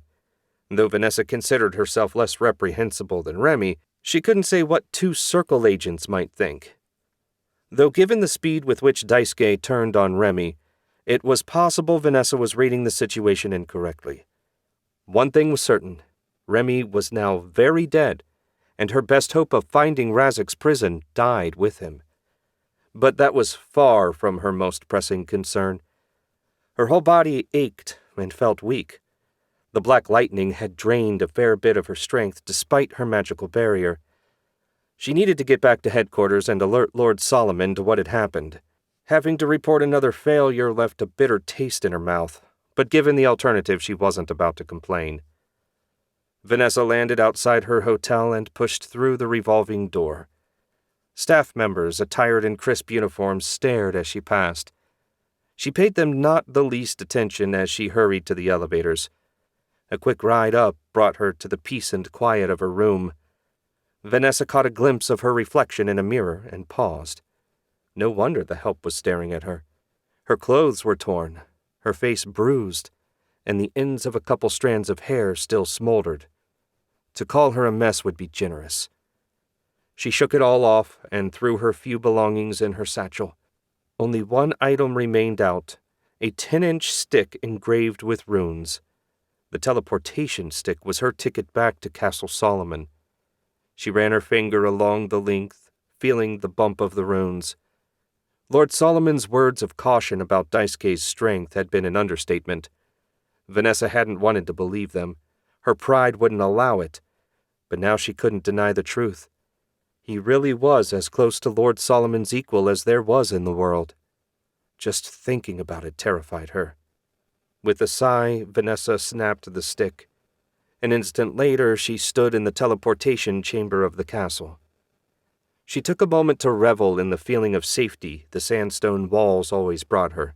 There was nowhere else in the world she could call home. The hall beyond the chamber was empty. No apprentice had come to guide her to the meeting hall. Since it was impossible Lord Solomon didn't know she'd returned, she had to assume he was busy with something else at the moment. That suited her fine. A little time to clean up and decompress would be welcome. She marched down the empty passages to her quarters. They were nothing special, just a bedroom and bathroom with minimal furniture. Her satchel went on the floor. The compass she tossed on the bed before stripping off her charred garments. A hot shower washed the soot from her skin. Pity it did nothing to restore her strength, but that would be asking a lot from water. Clean and dry, she put on a new red blouse and dark trousers before heading out again. Vanessa made her way through the silent halls to the meeting room. She couldn't help wondering why she hadn't been summoned. Surely Lord Solomon didn't doubt her value to the group. No, Vanessa couldn't think that way. He was probably busy. It wasn't like he spent all his time sitting around waiting to hear from her. No matter how big of an ego she might have, it couldn't be that large. Outside the door to the meeting room, she paused to gather her resolve and steady her shaken nerves. When she was ready, she knocked. "Enter," Lord Solomon said. Pushing the door open, Vanessa stepped into the room. At the head of the table, Solomon the Great sat alone, his white hair and beard and his tan robe perfect as always. Looking at him made her ashamed of how she'd arrived not so long ago. "Vanessa," he said, the single word so full of kindness and compassion that all her worries faded away. "Lord Solomon, I regret to say that I failed again." "Sit and tell me all about it." Vanessa did as he bid, and soon the story came pouring out of her. She made no effort to lessen her failure. There was no point. She finished by saying, "I apologize for my failure. With Remy dead, there's no way to recover Razik's prison." "What makes you so certain?" he asked. "I don't understand," Vanessa said. "Who else can guide us to it?" "Do you imagine Daisuke isn't going to go and claim the prison? He is a necromancer. A dead prisoner is no obstacle for him. You have the compass?" "Of course, my lord." She handed it over. "I need to recalibrate it to point to Daisuke rather than Remy. He is of the blood, and so can be found just as easily. You will follow him and claim the prison." Vanessa couldn't believe she was about to say this. "He's too strong for me. He proved that in Bucharest." "For you alone, certainly. However, you shall not be alone. One of our brothers has returned from a mission just this day. He turned his gaze toward the chamber door. "Come in, Hakon." The door swung open, and in strode Hakon Liebeck, looking like a Viking from the Norse sagas, a towering figure of muscle, his blond hair long and flowing behind him. Eric's helm, the source of Hakon's greatest power, was tucked under his arm. While far from Vanessa's favorite member of the group, she would be glad to have him at her side in a fight. "Hakon!" Vanessa offered a polite nod. "Vanessa?" Hakon's voice dripped contempt. "You failed again." She bristled, but before she could snap back, Lord Solomon said, "You lost to Daisuke as well, Hakon. Don't be so quick to judge your sister." Hakon flinched at the words. "Forgive me, master." "Did you find the prison you were sent to claim?" Vanessa asked. "There was no prison, just a wild demon that I cut down. Hardly even a challenge." "The two of you will travel to Castle Ravenclaw," Lord Solomon said. "The corruption will hide your presence. When Daisuke arrives in the area, follow him to the cult's hidden base and claim Razik's prison." "And kill Daisuke?" Hakon asked as much as stated. "If possible, that would be ideal. We need to claim the staff at some point, but the prison is your priority. If the boy lives another day, it would be an annoyance, but nothing more." Vanessa had no desire to return to Castle Ravenclaw. Too many bad memories. But if that's what it took to redeem herself, then she would do so. No matter what, Vanessa refused to return a 3-time failure. Chapter 16. Daisuke appeared in his apartment and grimaced at the mess. His kitchen table was covered with the books and scrolls he'd taken from Remy's workshop in Castle Ravenclaw. He hoped to find some new spells, assuming he ever got the time to read them. "Weren't you supposed to put this stuff in the vault along with the artifacts we found?" Ruck asked. "Technically, the circle can have them once I'm finished. I consider it my bonus for years of hard work." Daisuke put the books out of his mind. They were a treat for later. He went to his bedroom, stopped in front of a blank section of wall, and traced an intricate symbol in the air. A glowing ethereal rune appeared and seared itself into the wall. A 3-foot square section shimmered and vanished, revealing an invisible storage area. Rows of specialized tools gleamed in his magical sight. Daisuke gathered what he needed, a silver dagger, an obsidian bowl, and a red crystal, and placed them in his satchel. Lastly, he tossed his gloves and phone on the bed. He needed maximum control for this ritual, and anything that reduced his feel for the ether had to go. "Okay, let's do this." Another trip through the shadow paths brought them back to the corrupted grove. The spot where he buried Remy's body remained undisturbed, exactly as he'd expected. His expectations aside, when dealing with a ritual, it was always good to confirm everything. Some newly minted wizards failed to realize how even the tiniest thing could screw up a complex ritual. He wanted to do this right the first time. Judging by the length of the shadows, he had about 6 hours until sunset. That should be plenty of time to forge the talisman. Daisuke's boots crunched on the dead earth as he approached the edge of the grove. The air held a hint of decay. He scanned the surrounding trees until he spotted the one he wanted, an ancient dead oak. From the size of it, the tree had probably been here longer than the corruption. Perfect. It should have soaked up plenty of negative energy. An ethereal blade appeared at his mental command and sliced a 6-inch length of branch off. That should be plenty for what he needed. 2 more slices squared up the ends.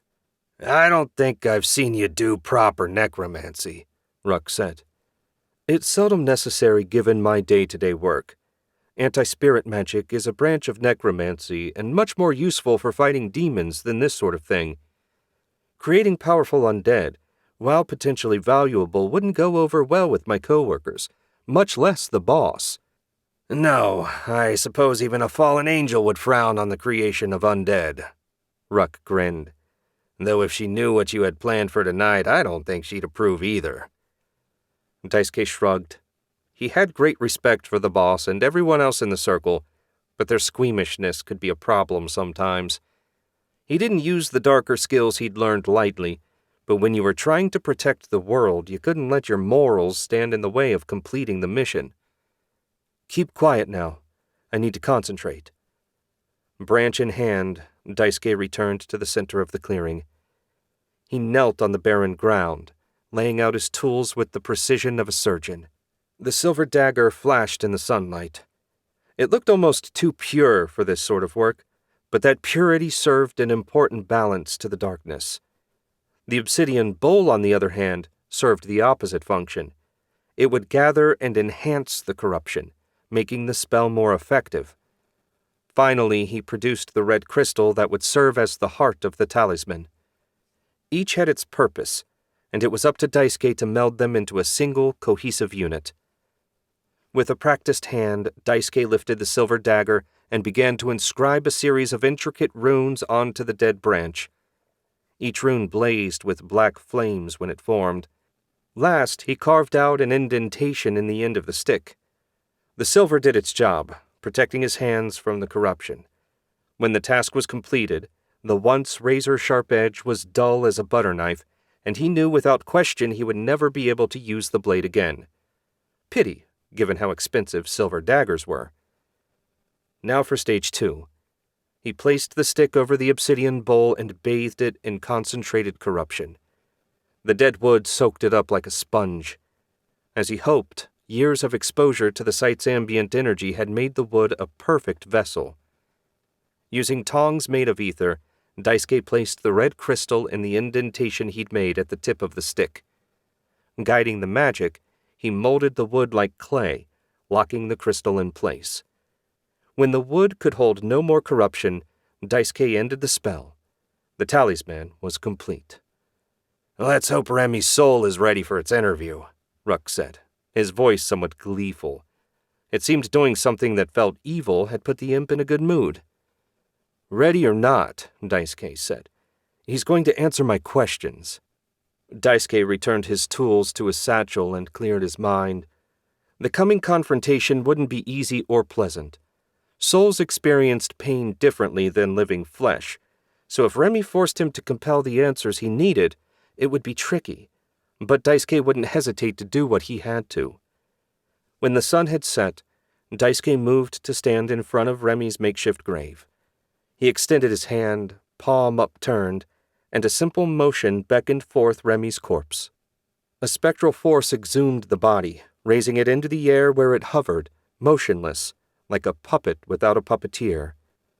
He turned his attention to the talisman, guiding it over to float a foot away from the cadaver. Another intricate gesture conjured a spell circle beneath them. Preparations complete, Daisuke yanked Remy's soul out of his body. The ghostly form howled and raged with incoherent beast-like wails. Had anyone been in the area, those cries would give them nightmares for the rest of their life. Daisuke blocked them out and focused. He had enough nightmare fuel. A little more made no difference to him. Inch by inch, he forced Remy's soul into the talisman. It fought hard, not wanting to be separated from its proper vessel. The spell circle thrummed when the fusion of talisman and spirit was complete. He blew out a breath and released the magic. That had been every bit as unpleasant as he'd expected. You didn't mess with these sorts of powers and expect to get out of it scot-free. But the worst of it was done now. Remy's soul was bound and at his mercy. It was time to see what the son of a bitch had to say for himself. He snatched the talisman out of the air and sent a psychic call. Remy's ghostly head emerged from the crystal. "Please, Daisuke, don't do this. I beg you to set me free." Remy's spectral voice held true dread as he spoke. "I may, assuming you make yourself useful. Should you do otherwise, I swear this talisman will be your soul's final resting place." "Speaking of resting places..." Daisuke snapped his fingers and Remy's body crumbled to dust. With the trash taken care of, he returned his focus to Remy. What did you and the Devil Man have planned for Razak? Our plan, Remy said. No, I had my plan and he had his. The Devil Man wants to merge with Razak, claiming the Elder Demon's power for himself. I told him I could make that happen, and I can, sort of. The process is similar to how I made Vixen, only on a greater scale. The results would have been the same as well, a powerful new servant under my control. It seems my dreams will never come to pass now. And thank heaven for that, Daisuke said. Can you lead us to the cult's hidden temple? I can. There's a trick to finding your way through the barrier. But even if you do it right, the Devil Man will sense your arrival. Daisuke shrugged. I didn't think we'd be able to sneak up on him in his own temple. Does he have anywhere else he can run to? Not that I know of. Good. Exhaustion was building along with the first hint of a backlash headache. With a final gesture, he banished Remy's soul into the silent depths of the talisman. He'd learned what he needed to. Tomorrow, he'd deal with the Devil Man once and for all. Chapter 17. If we never have to come back here, I'd be okay with that, Helena said. Daisuke couldn't argue. He'd been spending far too much time in and around Castle Ravenclaw for his liking. Right now, they were back where the hunt began, right outside the trapped exit of the emergency escape tunnel. He meant to start at the beginning and make damn sure they didn't miss anything. Razak's prison was around here somewhere, and Daisuke didn't plan to leave until he found it. If he could kill the Devil Man in the process, so much the better. His fingers tightened around the blackened wood of the soul talisman. The runes sparked with black lightning, but they didn't cause him any discomfort. He dealt with far greater quantities of corruption over the past few years to let such a tiny amount faze him. Okay, Remy, you're up. Focusing his will, he compelled Remy's ghostly head to appear. You bound him? Helena asked, or more accurately, accused. You said you were only going to question Remy's soul, not take it prisoner. I didn't say I wasn't going to bind his soul. We need to find the temple, and this is the surest way to do so. Once things are settled, I can set him free. I suspect whatever hell claims him will treat him worse. She still looked pissed, but at least no more complaints were forthcoming. That was just as well.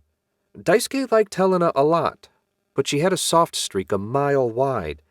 It was an endearing trait, but also a liability when hard things needed to be done.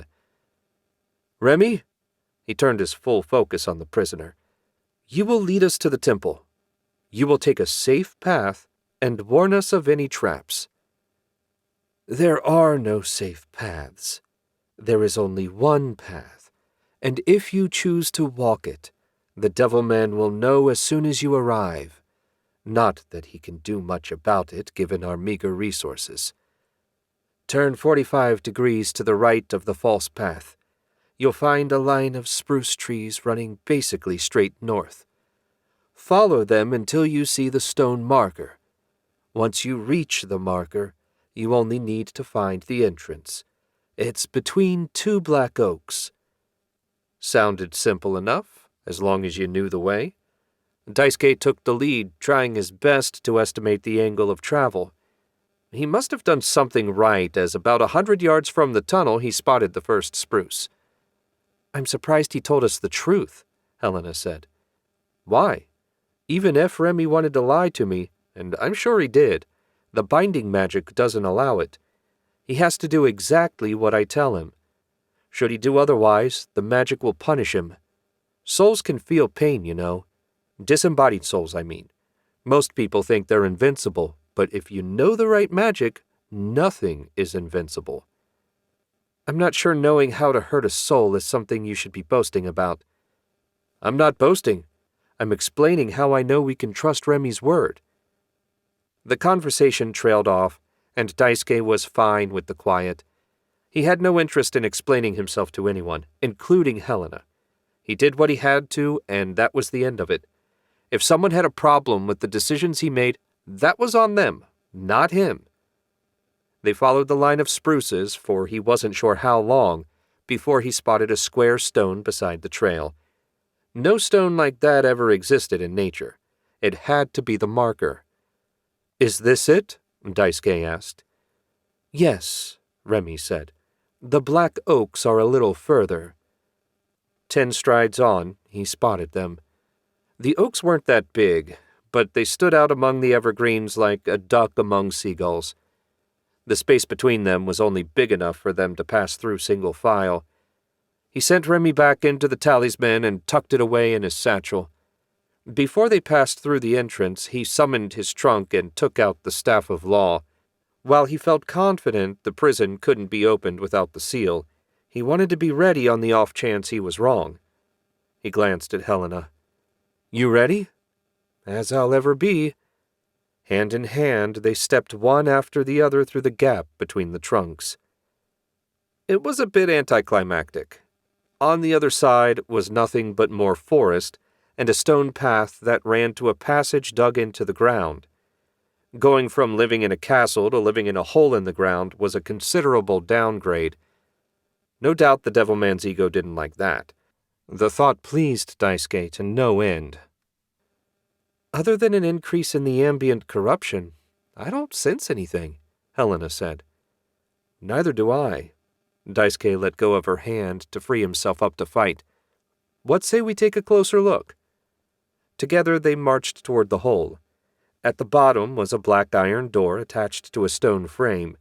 Daisuke poked it open with the staff, revealing a dark stone passage. It had to have been created with magic. There was nothing around here save soft dirt. There were no obvious traps visible to either his magical or mundane vision. With a shrug, he stepped forward into the tunnel. Nothing happened. "You want to handle the light?" Helena had a hand over her mouth and looked on the verge of throwing up. "Yeah, the corruption is pretty thick down here. It's not as bad as the dungeon, though. You should still be able to use your magic." He tried to sound encouraging, but wasn't sure how well he managed. "I hate places like this." She took her hand away from her mouth and gestured. A feeble golden light sprang to life. If that was the best she could manage, he was tempted to have her wait topside. Of course, that had risks of its own. "You want me to scout ahead?" Ruck asked. "No, we stick together." Ruck didn't argue, and neither did Helena. Both of them were too smart for that. They pressed onward, the only sound their footfalls on the stone. Daisuke couldn't sense anything through the background corruption. They were advancing blind, far from ideal but the only option at the moment. "Where the hell is everyone?" Helena asked. Remy said they didn't have much in the way of resources. "I'll bet they're waiting in the altar chamber for us to arrive. The Devilman's magic will be strongest in the seat of Abaddon's worship. When we get there, leave him to me and take out any cultists you see. Ruck, if you spot the prison, grab it and take it somewhere safe." "Safe? In a temple of Abdon?" Ruck said. "You know what I mean." He spotted a door up ahead, and the talking stopped. He used the staff to poke it open, ready to lash out at any threat. All he found was a bleak, unoccupied bedroom. If a hard bed, a footlocker, and a wash basin were the best rewards a cultist could expect, Daisuke didn't know how they recruited anyone. They passed 3 more equally uninteresting rooms before coming face to face with a stone door carved with the flaming skull symbol of Abdon. "I bet this is the place," Daisuke said. "No kidding," Helena said.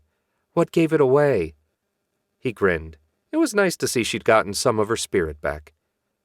The door pushed open on silent, well-oiled hinges. Beyond it waited a black stone altar draped with a red cloth, sporting the same symbol as the door. The Devilman stood behind the altar, 3 human cultists to his right, and one of the smashed-face demons to his left. If this was all they had to deal with, the fight shouldn't be as bad as he'd feared. What worried him was the absence of the prison. It had to be hidden around here somewhere. He shook his head. They could look for it later. First, The crazy demon worshippers had to go. Vanessa hated Castle Ravenclaw. Nothing here but bad memories. When she escaped the last time, her dearest wish had been to never return. As usual, her wish wasn't granted. So here she stood, in these forsaken corridors foul with the stench of demonic corruption, waiting for the man who had nearly killed her to return. And if that wasn't bad enough, all she had for company was the growling, scowling Hakon Liebeck. All in all, life could have been better. She fed a little ether into the compass. It slowly reacted, turning west and a little north. He was still in Zurich, no doubt sleeping in his comfortable bed, or enjoying a delicious meal, or doing just about anything more pleasant than hunkering down in a former cult base. "I weary of this," Hakon said. "How much longer are we going to have to wait?" "I haven't the least idea. Daisuke wasn't kind enough to provide me with his itinerary." Vanessa looked up from the compass. "If it makes you feel better, I'm not enjoying myself either." "It doesn't. Your failure is the reason we're here. You alone deserve to be miserable. The last I heard, you hadn't brought in a single prison or seal, and Daisuke about killed you the last time you ran into him, so spare me your self-righteousness. He caught me in a moment of weakness after a battle with Christo. That will not happen a second time. Spare me your excuses as well. You failed, I failed, and that's the plain truth. This is our chance to make up for it. If that means we have to wait until doomsday, then so be it." His only answer was a snarl. She didn't care as long as it was a silent snarl. She sent ether into the compass again, and this time the needle snapped almost due north. He was here, and close. "Your wish has been granted. The compass says he's here." "At last!" Hakon pushed away from the wall and stuck Eric's helm on his head. "Let's go kill him." "Idiot. We follow him and claim the prison, remember? Those were Lord Solomon's orders. Killing Daisuke is a bonus, not the main job." She didn't move until Hakon gave her a reluctant nod of acceptance. While she didn't trust Hakon not to lose his focus once they caught sight of Daisuke, for now it was enough. They had no time to delay. They hurried out of the castle and worked their way slowly around the wall before turning north at the compass's urging. Vanessa grimaced as they entered the shadowy forest. She hated the wilderness. At least there were no bugs or thorn bushes. "There's a faint trail," Hakon said. "He's making no effort at stealth." "Why would he? It's not like he knows we're here." The compass needle remained rock steady, and Vanessa trusted it way more than Hakon's tracking skills. As if to mock her, 10 paces later the compass's needle stopped responding. Even overloading it with ether produced no reaction. "Damn it, not again." "What's the problem?" Hakon asked from behind her. "The compass is dead. He must have passed through the cult's barrier. If that's true, we must be close. Step aside, I can follow their tracks." Vanessa had no idea if he could do what he claimed or not, but she was out of ideas. Hakon moved ahead of her, his eyes scanning the ground as he did a credible impression of a seasoned tracker. The pace was painfully slow, but at last Hakon stopped. What was different about this miserable stretch of forest she had no idea. "What's the problem?" "There's no problem. The tracks disappear here." Hakon nodded toward a couple of trees. "This must be the entrance to the barrier." "Finally!" She hesitated. It would be a problem if they crossed the barrier only to find Daisuke waiting on the other side for them. Should they wait a little longer?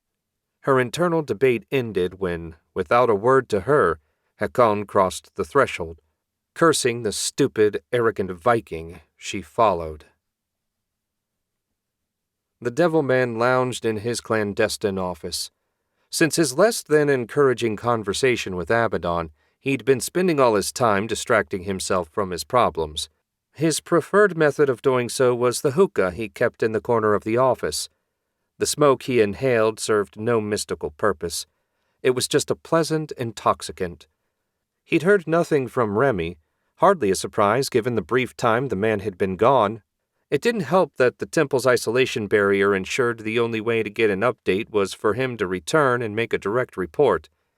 That wouldn't happen for at least a week, and probably longer. No, all the Devil Man could do was wait. Wait for lesser beings to make his dreams come true. Was this how the demon lords felt when they were forced to deal with mere mortals? A sad thought, if true. He had the mouthpiece halfway to his lips when a subtle shift in the ether caught his attention.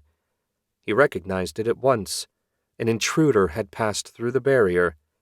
A surge of magic burned away his lethargy, and the Devil Man expanded his awareness. Whoever they were, the two intruders were still above ground and approaching slowly.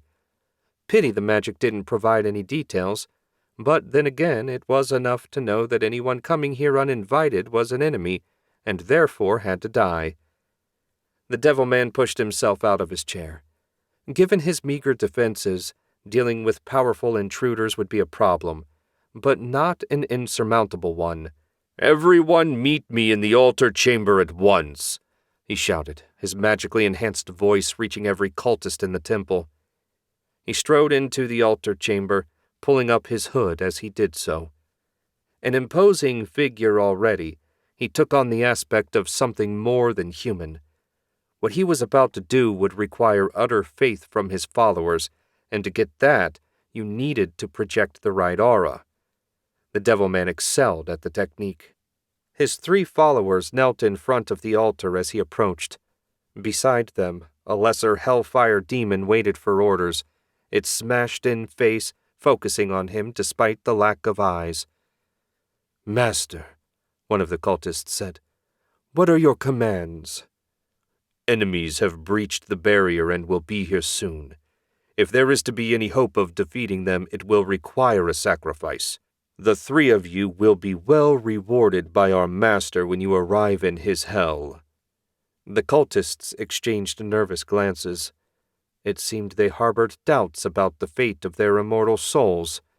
A bit late for such concerns, but when faced with imminent death, they were unavoidable. "Have no fear.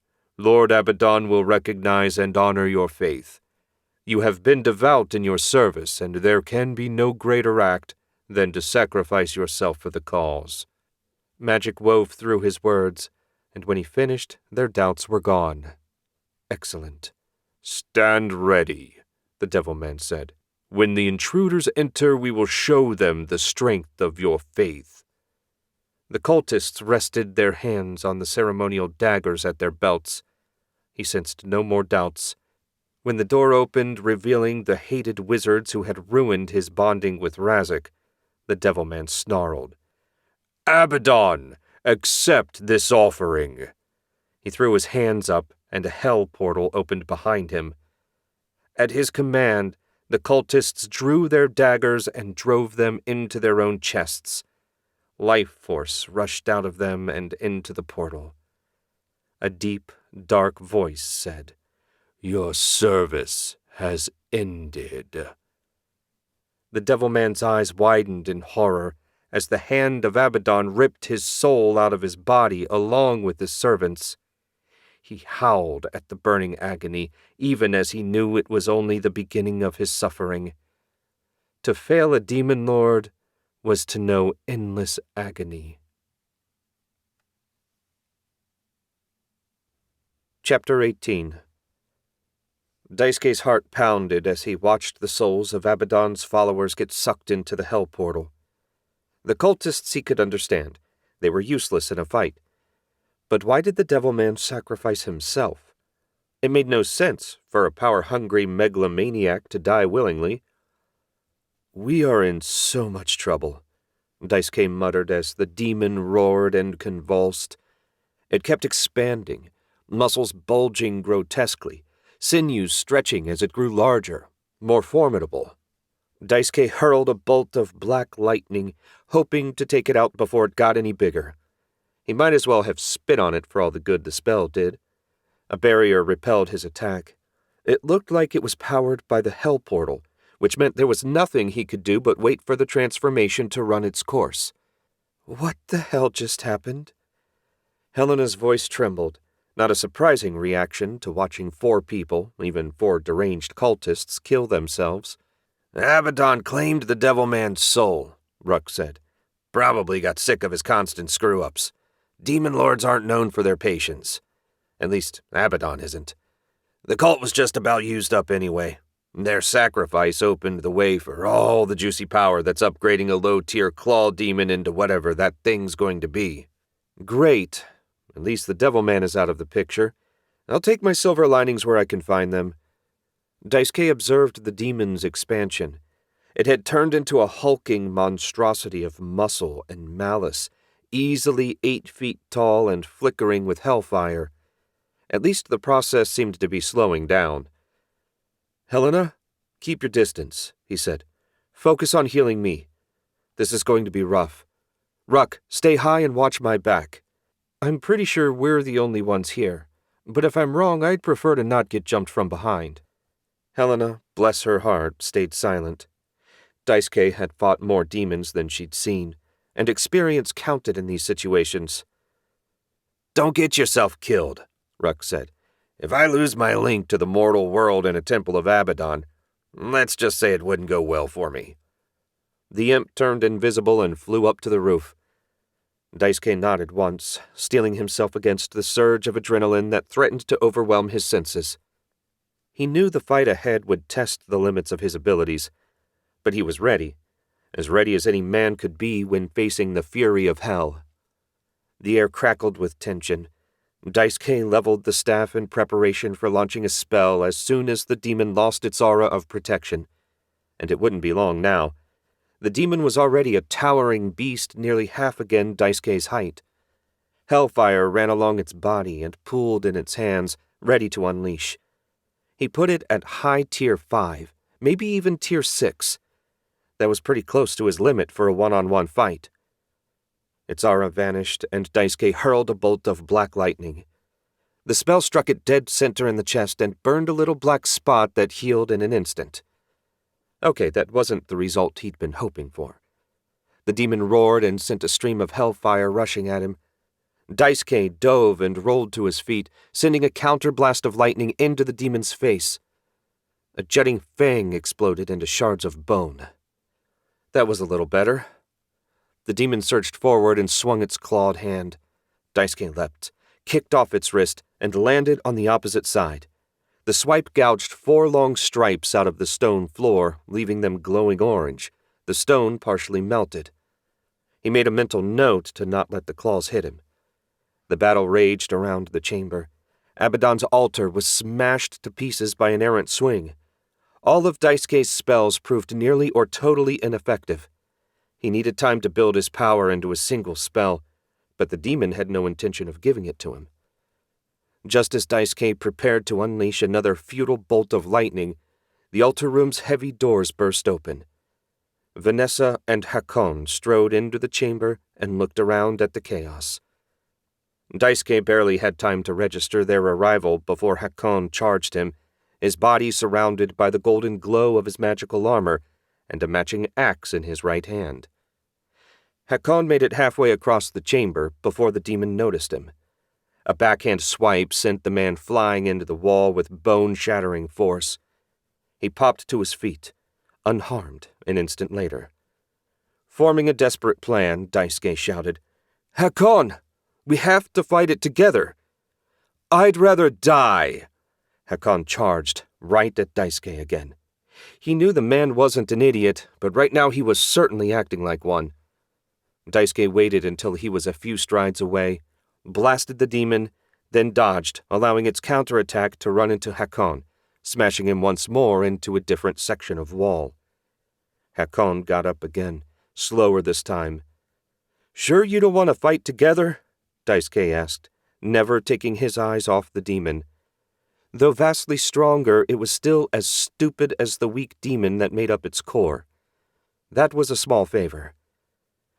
"This one time only, I'll save your useless life," Hakon said. "Do you have a plan? If you can keep it busy, It'll give me time to cast one of my stronger spells. That should weaken it enough for you to strike the final blow." Hakon charged, the demon this time, his axe and armor undimmed.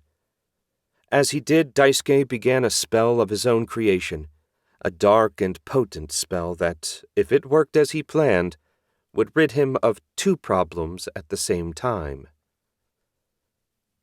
Vanessa kept to the shadows at the edge of the battle, careful to do nothing that might draw attention, though if she was being honest, the giant demon was doing a fine job serving as a distraction. She doubted anyone would notice if she set off a fireball. On the other side of the chamber, Hakon got slammed into a wall for the second time, only to climb back to his feet unharmed. He was tough, she had to give him that. Teaming up with Daisuke might even be enough to defeat the demon, only hopefully not too fast. Losing her distraction before she found and escaped with Razek's prison would be a problem. Halfway around the altar chamber, she spotted a door made to blend into the surrounding stone. It looked promising. She slipped through the door and followed an undecorated passage to yet another door, this one made of black wood and carved with the flaming skull of Abdon. She grinned. A promising find indeed. A quick check confirmed a lack of traps before a nudge pushed the door open, revealing an office filled with diabolist junk. Amulets, books, and scrolls of all kinds littered every surface. None of it interested Vanessa. As an elementalist, she had no use for these sorts of things. The only thing of interest to her was Razek's prison. The problem was, she saw no sign of it. Everything here convinced her she'd found the Devilman's private sanctum. The prison had to be here somewhere, and she meant to find it. Vanessa tossed aside papers, rifled through drawers that creaked with protest, and discarded no doubt valuable trinkets without a second glance. The crashes and explosions from the altar chamber spurred her on. Time was not on her side. She turned her attention to an overfull bookshelf, its shelves straining under the weight of tomes and slate tablets. She tossed them aside one after the next, heedless of the occasional crunch of shattered stone. 3 shelves down, she spotted a faint line. A flick of magic sliced the door apart, revealing a hidden compartment. The item inside was a small bronze urn with a depression at the top, featuring a unique rune. Razek's prison at last. Her moment of triumph was fleeting. Finding it was only half the battle.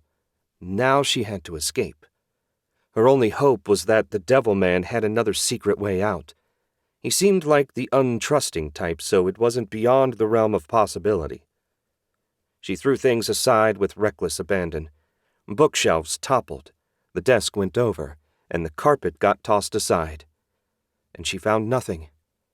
When you had nowhere else to run, there was doubtless little point in having an emergency exit. This must have been the Devilman's last redoubt.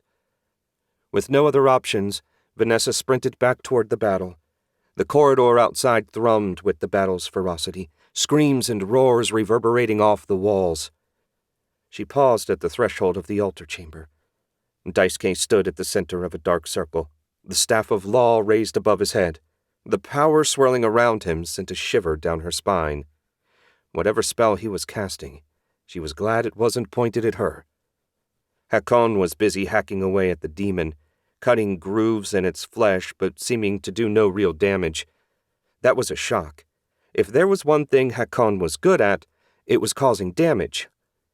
She put it all out of her mind. Only escape mattered now.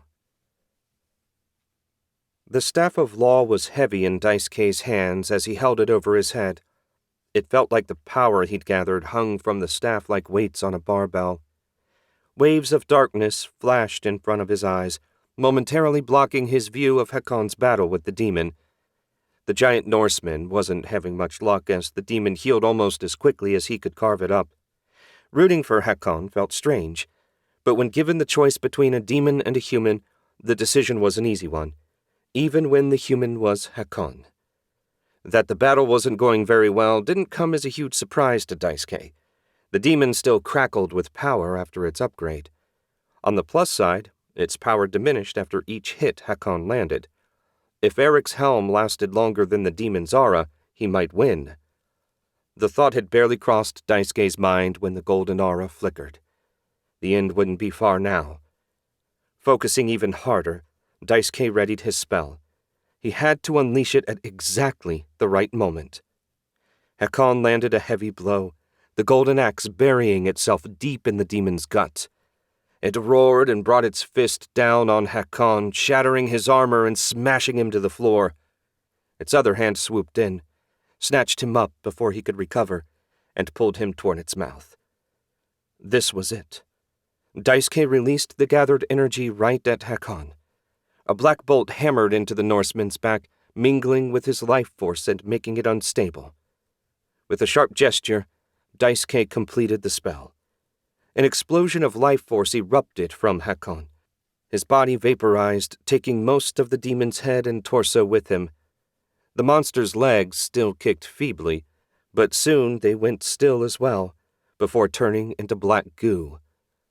Daisuke's breath came in ragged gasps, the toll of the spell dragging him down to one knee. His whole body trembled from the exertion. If he never had to cast that spell again, it would be okay with him. Out of the corner of his eye, he spotted Helena staring at him, horrified. No surprise there. Using Hakon as a living bomb was kind of nasty, even if he was a psychotic murderer who would have happily killed them all. Master, Vanessa has the prison and is attempting to sneak past you. He swallowed a curse. After using a spell that strong, he was in no shape for a fight. Tell Helena. Delay her. Kill her. I don't care. Just buy me some time. Daisuke remained on his knee, careful to give no sign they'd spotted Vanessa. Given his weakness, he'd only have one chance to take her out, assuming he chose the right moment to strike. Getting him that moment would fall to Helena and Ruck.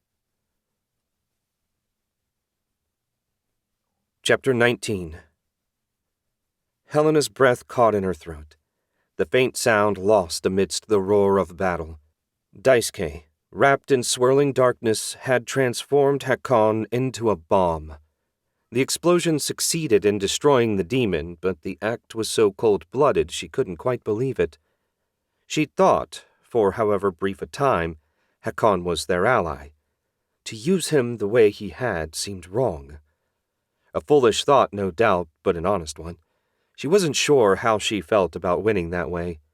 On the other hand, being torn apart by an out-of-control demon didn't appeal to her at all.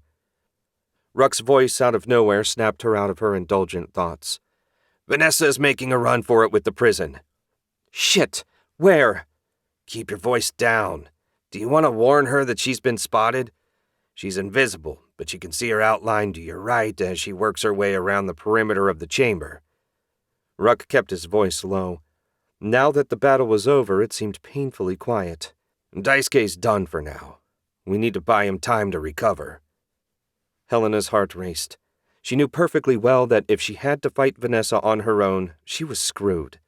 Still, she should be able to buy a little time. Whether it would be enough for Daisuke to recover and back her up, only time would tell. Unless she wanted to let Vanessa flee with Razek's prison, there was no choice. She silently cast a see invisible spell, then shifted just enough to catch a glimpse of Vanessa as she crept ever closer to the door. The woman was focused on Daisuke, who was still kneeling and taking deep breaths. Helena would have been offended that she didn't warrant a glance, but after seeing what Daisuke did to Hakon, she couldn't blame Vanessa for focusing on him. She could use that to her advantage. Subtle but quick was the name of the game. Gather ether too quickly and Vanessa would be sure to sense it. But the risks grew the closer she got to the exit. Helena had to strike the right balance. A few seconds later, she was ready. Helena spun and pointed, unleashing a golden blast at Vanessa. The spell caught her off guard, hammering Vanessa into the wall and drawing a grunt of pain. Even better, she lost her grip on the prison and it went flying away from the door. "No!" Vanessa shouted. A wave of her hand sent blue threads flying at Helena. A barrier appeared, but barely slowed the threads. Helena dove out of the way, the passing heat searing her back. So not good. She knew Vanessa was stronger than her, but hadn't thought she was this much stronger. All you had to do was stay out of my way, Vanessa screamed, enraged beyond all reason. I didn't care about you. I only wanted the prison, but a simple win was too much to ask. Now I have to kill you. Helena didn't like the crazy look in Vanessa's eyes. Whether the loss of her teammate or getting caught had pushed her into madness, Helena couldn't begin to guess. But something had broken in the woman. When the fire threads came roaring in a second time, there were twice as many, and they were thicker and hotter. There was no way her barriers would stand up to them. Helena ran for all she was worth. The fire threads gouged the floor and walls, barely missing Helena as they sought to slice her to ribbons. If Daisuke didn't recover soon, she was going to end up as dead as Hakon. A thread shot in at her only to divert at the last second when Vanessa screamed. Helena risked a glance that way and spotted Ruck flying back up toward the ceiling, pursued by more of the fire threads. Much as she disliked the imp, it seemed Helena owed him her life. Taking advantage of the distraction, Helena loosed a blast of her own. A golden fist slammed into Vanessa and hurled her halfway across the chamber to slide into the wall. Vanessa climbed back to her feet, if possible looking even more pissed off than before. She glared at Helena as she looked around. It took a moment for Helena to realize that the prison was gone.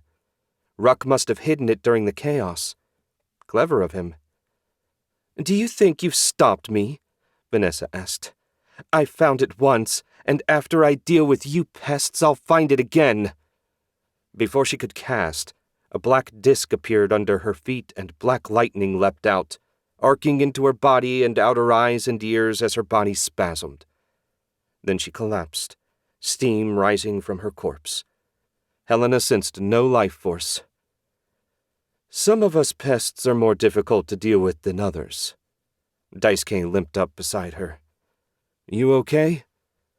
"I've been better, but I'm alive, thanks, to my considerable surprise, to Ruck." "You always underestimate my greatness." Ruck soared down from the ceiling, Razik's prison in his little claws. "Good work, both of you." Daisuke hobbled over to the chamber wall and slid to the floor. "What now?" Helena asked. "I'm too tired to shadow walk. I'm going to need at least half a day to recover my magic enough to take us home. My plan is to sit here and not move for at least a few hours. Then I'm going to search this dump for anything dangerous. Once I'm fully recovered, or near enough, we go home and tell the boss the good news. Not only do we have Razik's prison, but 2 members of the Blood of Solomon are dead. Difficult as it was, I can't deny this was a good day." Helena slumped beside him. "I was shocked when you used that spell on Hakon. It felt wrong. It's stupid, I know. But he was fighting on our side, and you betrayed him." Daisuke snorted. "Are you seriously telling me you feel bad for that madman?" "It's complicated. The way you used him felt dishonorable, like it was worse than killing him in a straight-up fight." Daisuke leaned his head back and closed his eyes. "Dead is dead, and the world is better off without that piece of shit in it. If it makes you feel any better, there was no other way to beat the demon. The power boost raised it to a high level 6. It would have killed us all." Helena fell silent. There was nothing more to say. She wouldn't bring Hakon back even if she had the power to do so. The important thing was that they'd won, even if the victory felt dirty. She turned to tell Daisuke that, but found him sound asleep. With a little smile, she rested her head on his shoulder and closed her eyes. Chapter 20. Daisuke woke slowly, his back aching from lying against the hard stone.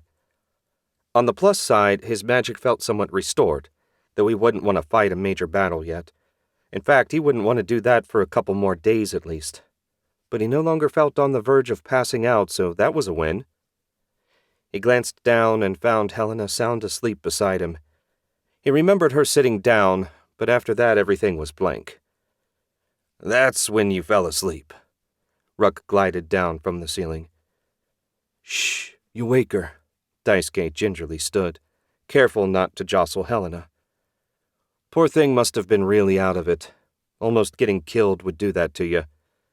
Given how often it happened to him, almost dying no longer bothered Daisuke that much. He was pretty sure the technical term was exposure therapy. He smiled to himself and tried not to think too hard about what it said about his psyche. They moved halfway across the chamber and Daisuke asked, "No trouble while we were out of it?" Nah, all quiet here. In fact, the barrier faded away about an hour ago. We could come and go as we please now. Daisuke tried to grin, but it made his face hurt. "We could if I was strong enough to shadow walk. As it stands, regular walking is about all I'm good for." He shuffled over to Vanessa's body, using the staff of law like it was a walking stick. The black lightning had burned the life out of her, but didn't damage her body too much aside from a few scorch marks. Pity she was insane. Vanessa would have made a fine circle agent. A quick pat-down of the body produced a fried cell phone and an antique-looking compass that, when he held it, didn't point north. It had some weak, innate magic, but some artifacts only worked when you channeled ether into them. Out of curiosity, Daisuke did so. The arrow pointed right at him. "Guess we know how they found us," Ruck said. "Wonder how that thing works." Daisuke shrugged, slipping the compass and cell phone into his satchel. "It'll be something for Donnie to play with when we get back. He should be able to sort it out in a hurry. If we're lucky, Crystal might be able to extract something from what's left of the cell phone." "What are you going to do with her body?" Ruck asked. "Disintegrate it, I guess. I can't very well leave it intact in a place like this." "Why?" "I bet she'd make a good undead servant for you." Daisuke groaned. "Give me a break. I'm not making any undead servants. Bad enough I have a demonic familiar." "Hey!"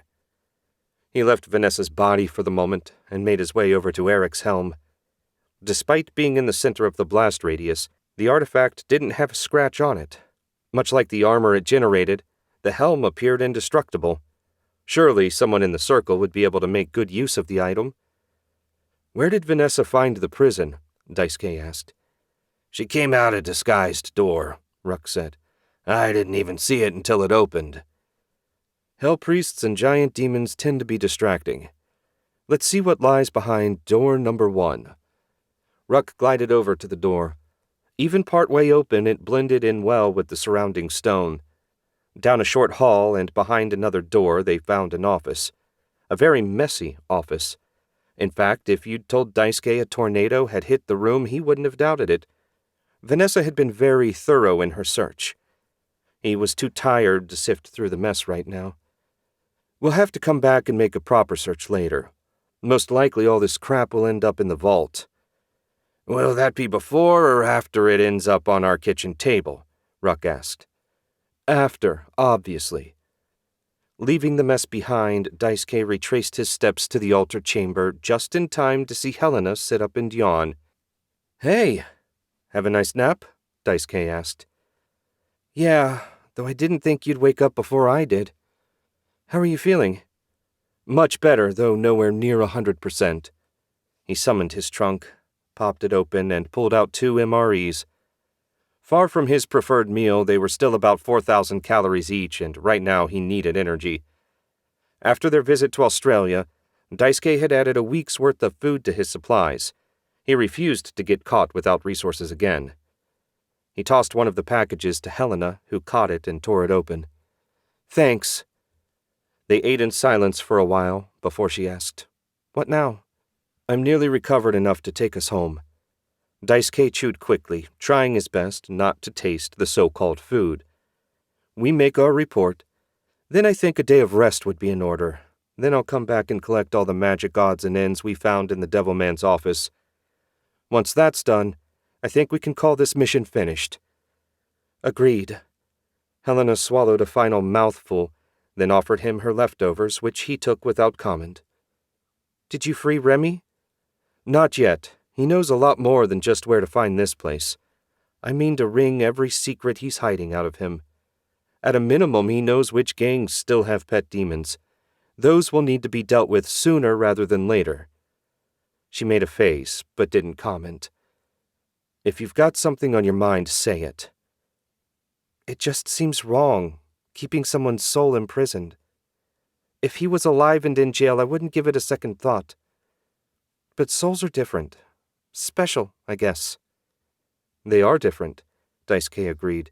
It's much harder for a soul to lie to me. That makes them better sources of information than the living.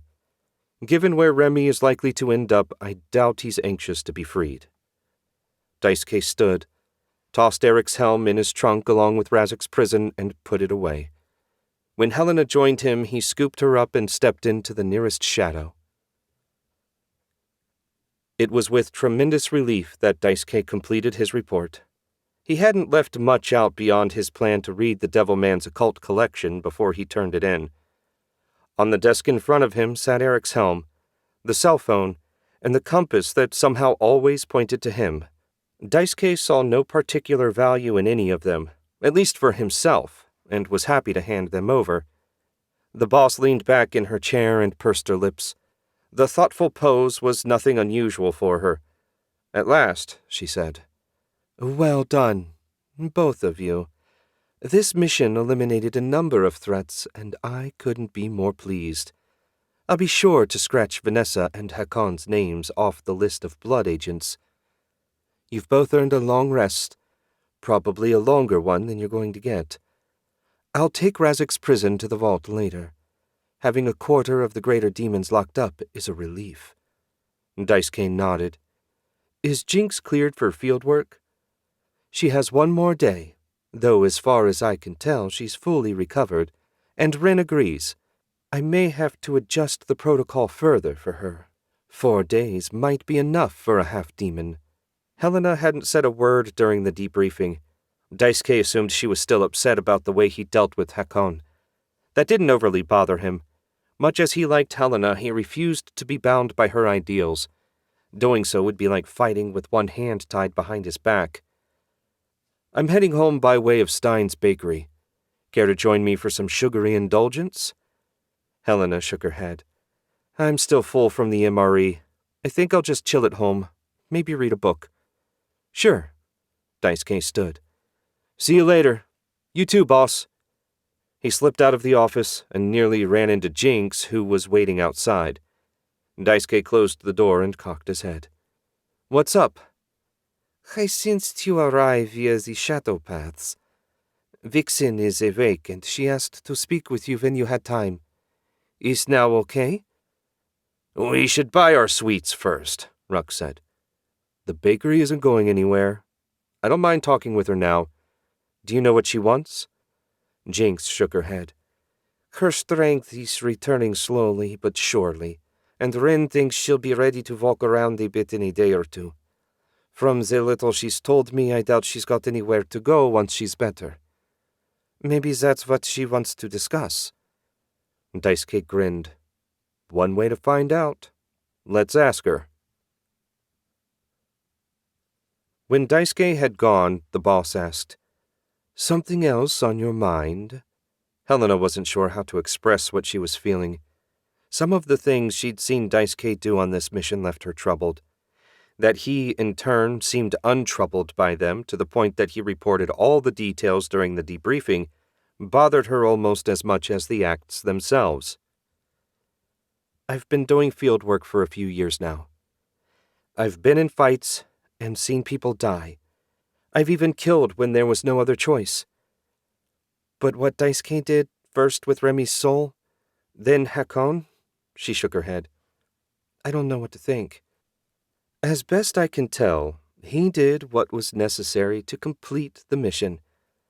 While I don't condone, as a general rule, interfering with a soul's final journey, sometimes circumstances force questionable acts. I'll never question a field agent's decisions unless they were truly egregious. Daisuke's weren't. Not in my eyes. Jinx will be ready to resume her role as Daisuke's partner starting tomorrow. If working with him is going to be a problem, I can arrange for you not to." That blunt statement made Helena's stomach knot up. Did what happened really change how she felt about Daisuke? She couldn't say for sure, and it bothered her. "I don't know," Helena said. "I guess I need more time to process everything." "Take it," the boss said. "I have nothing for you or Daisuke at the moment. You've earned some time off." "Thanks, boss. Not just for the time off, but letting me vent. I know it's not very professional." When the boss smiled at Helena, it felt like golden light shone out of her. "That's what I'm here for. Never think I don't appreciate all the things you and the other circle members do. You've all chosen an incredibly difficult path through life. If I can make that path a little easier, I'm happy to do so." Helena stood and left the office. A trip to the library always made her feel better. She'd pick up a new novel and read it in a nice hot bubble bath. Some of the worry gone, she left the shop behind and headed for home. Daisuke marched up the stairs to the second-floor recovery room ahead of Jinx. The door to Vixen's room was open, but he knocked anyway before stepping inside. Vixen was sitting up in her bed, a white robe wrapped around her. It made a stark contrast to her red hair. He hadn't noticed it before, but she had a dusting of freckles across her cheeks. They made her look young. "Hey," Daisuke sat beside the bed so as not to loom over her. "You're looking way better than the last time I saw you. What's on your mind?" Vixen looked away from him, clearly not sure how to begin. Daisuke remained silent, letting her gather her thoughts. Given everything she'd been through, her hesitation didn't surprise him. After half a minute, she turned to face him. "Thank you for saving me. After all I've done, I'm not sure I deserved saving, but I am grateful all the same." Vixen offered a little bow, which made him smile. She was no more Japanese than he was a Spaniard, but that was exactly what someone from there would have done, and it made him nostalgic. "I was happy to do it. Whatever you feel about your past, try to remember it was the spirit bound to your body that made you do it. You had no choice in the matter. Also, Remy and the Devil Man are dead, so you have nothing to fear from them." Her green eyes got very wide. "Dead? Both of them? But they were so strong. What happened?" Daisuke debated not telling her the gory details for a moment, but Vixen deserved to know the truth. "I killed Remy, and Abdon turned against the Devil Man, claiming his soul in the process. Neither of them was a great loss to the world. If you're worried about those two doing something to you, don't." She sagged with relief, and her lower lip started to tremble. He hoped she didn't start crying. Lucky for him, she recovered herself before that happened. "Thank you for telling me. I've been so afraid since I woke up. Knowing they're gone takes a weight off my mind. Now I just have to figure out what I'm going to do next. I have no family or friends. I mean, old friends. Jinx has been lovely these last couple days." Out of the corner of his eye, Daisuke saw Jinx's pale skin flush at the compliment. "Anyway, I have no home or place to go. I can't even remember how to fight now that the spirit is gone." "I've been thinking about your situation," Daisuke said. "One of the shop girls is getting married next month. She's also 4 months pregnant. She gave her 2 weeks' notice, and we need to find a replacement. You already know the shop's secret, so if you're interested, I'll bet I can convince the boss to hire you. Finding you a studio apartment in our building should be easy, too. I know the owner. It's just a thought, but if you're interested, let me know." Now she did start crying. "Why are you doing all this for me? I tried to kill you not that long ago. I'm a stranger. You owe me nothing. Yet you saved my life, and now you're offering to help me rebuild my life. Why?" "My job," Daisuke said, "is dark and ugly. I hunt and kill monsters that most people don't want to think about. Plenty of those monsters are human rather than demon. My preference is helping people rather than killing them. So when I see the chance to pull someone out of a bad situation, I do.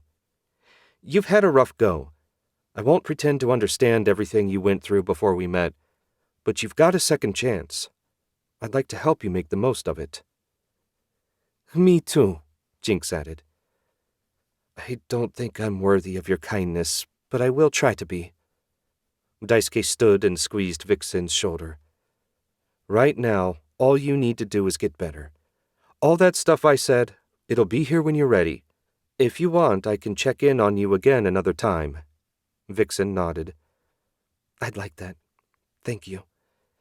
He offered his most reassuring smile and turned toward the door. Jinx fell in beside him. At the top of the staircase, she said, "That was very thoughtful of you. It reminded me of when we first met." "Sometimes people just need a friend. I'm happy to be one for both you and Vixen. Now, I can hear Ruck's stomach grumbling, so I'd best get to the bakery. Want to come?" "I'm not hungry yet," Jinx said. "Maybe breakfast tomorrow?" "You're on." Jinx kissed his cheek, and Daisuke took his leave. All things considered, despite the difficulties he'd faced on this mission, he was pleased with the results. Pity all his jobs couldn't end equally well. I hope you enjoyed Hunt for the Devilman. Thanks for listening, and I'll see you next time.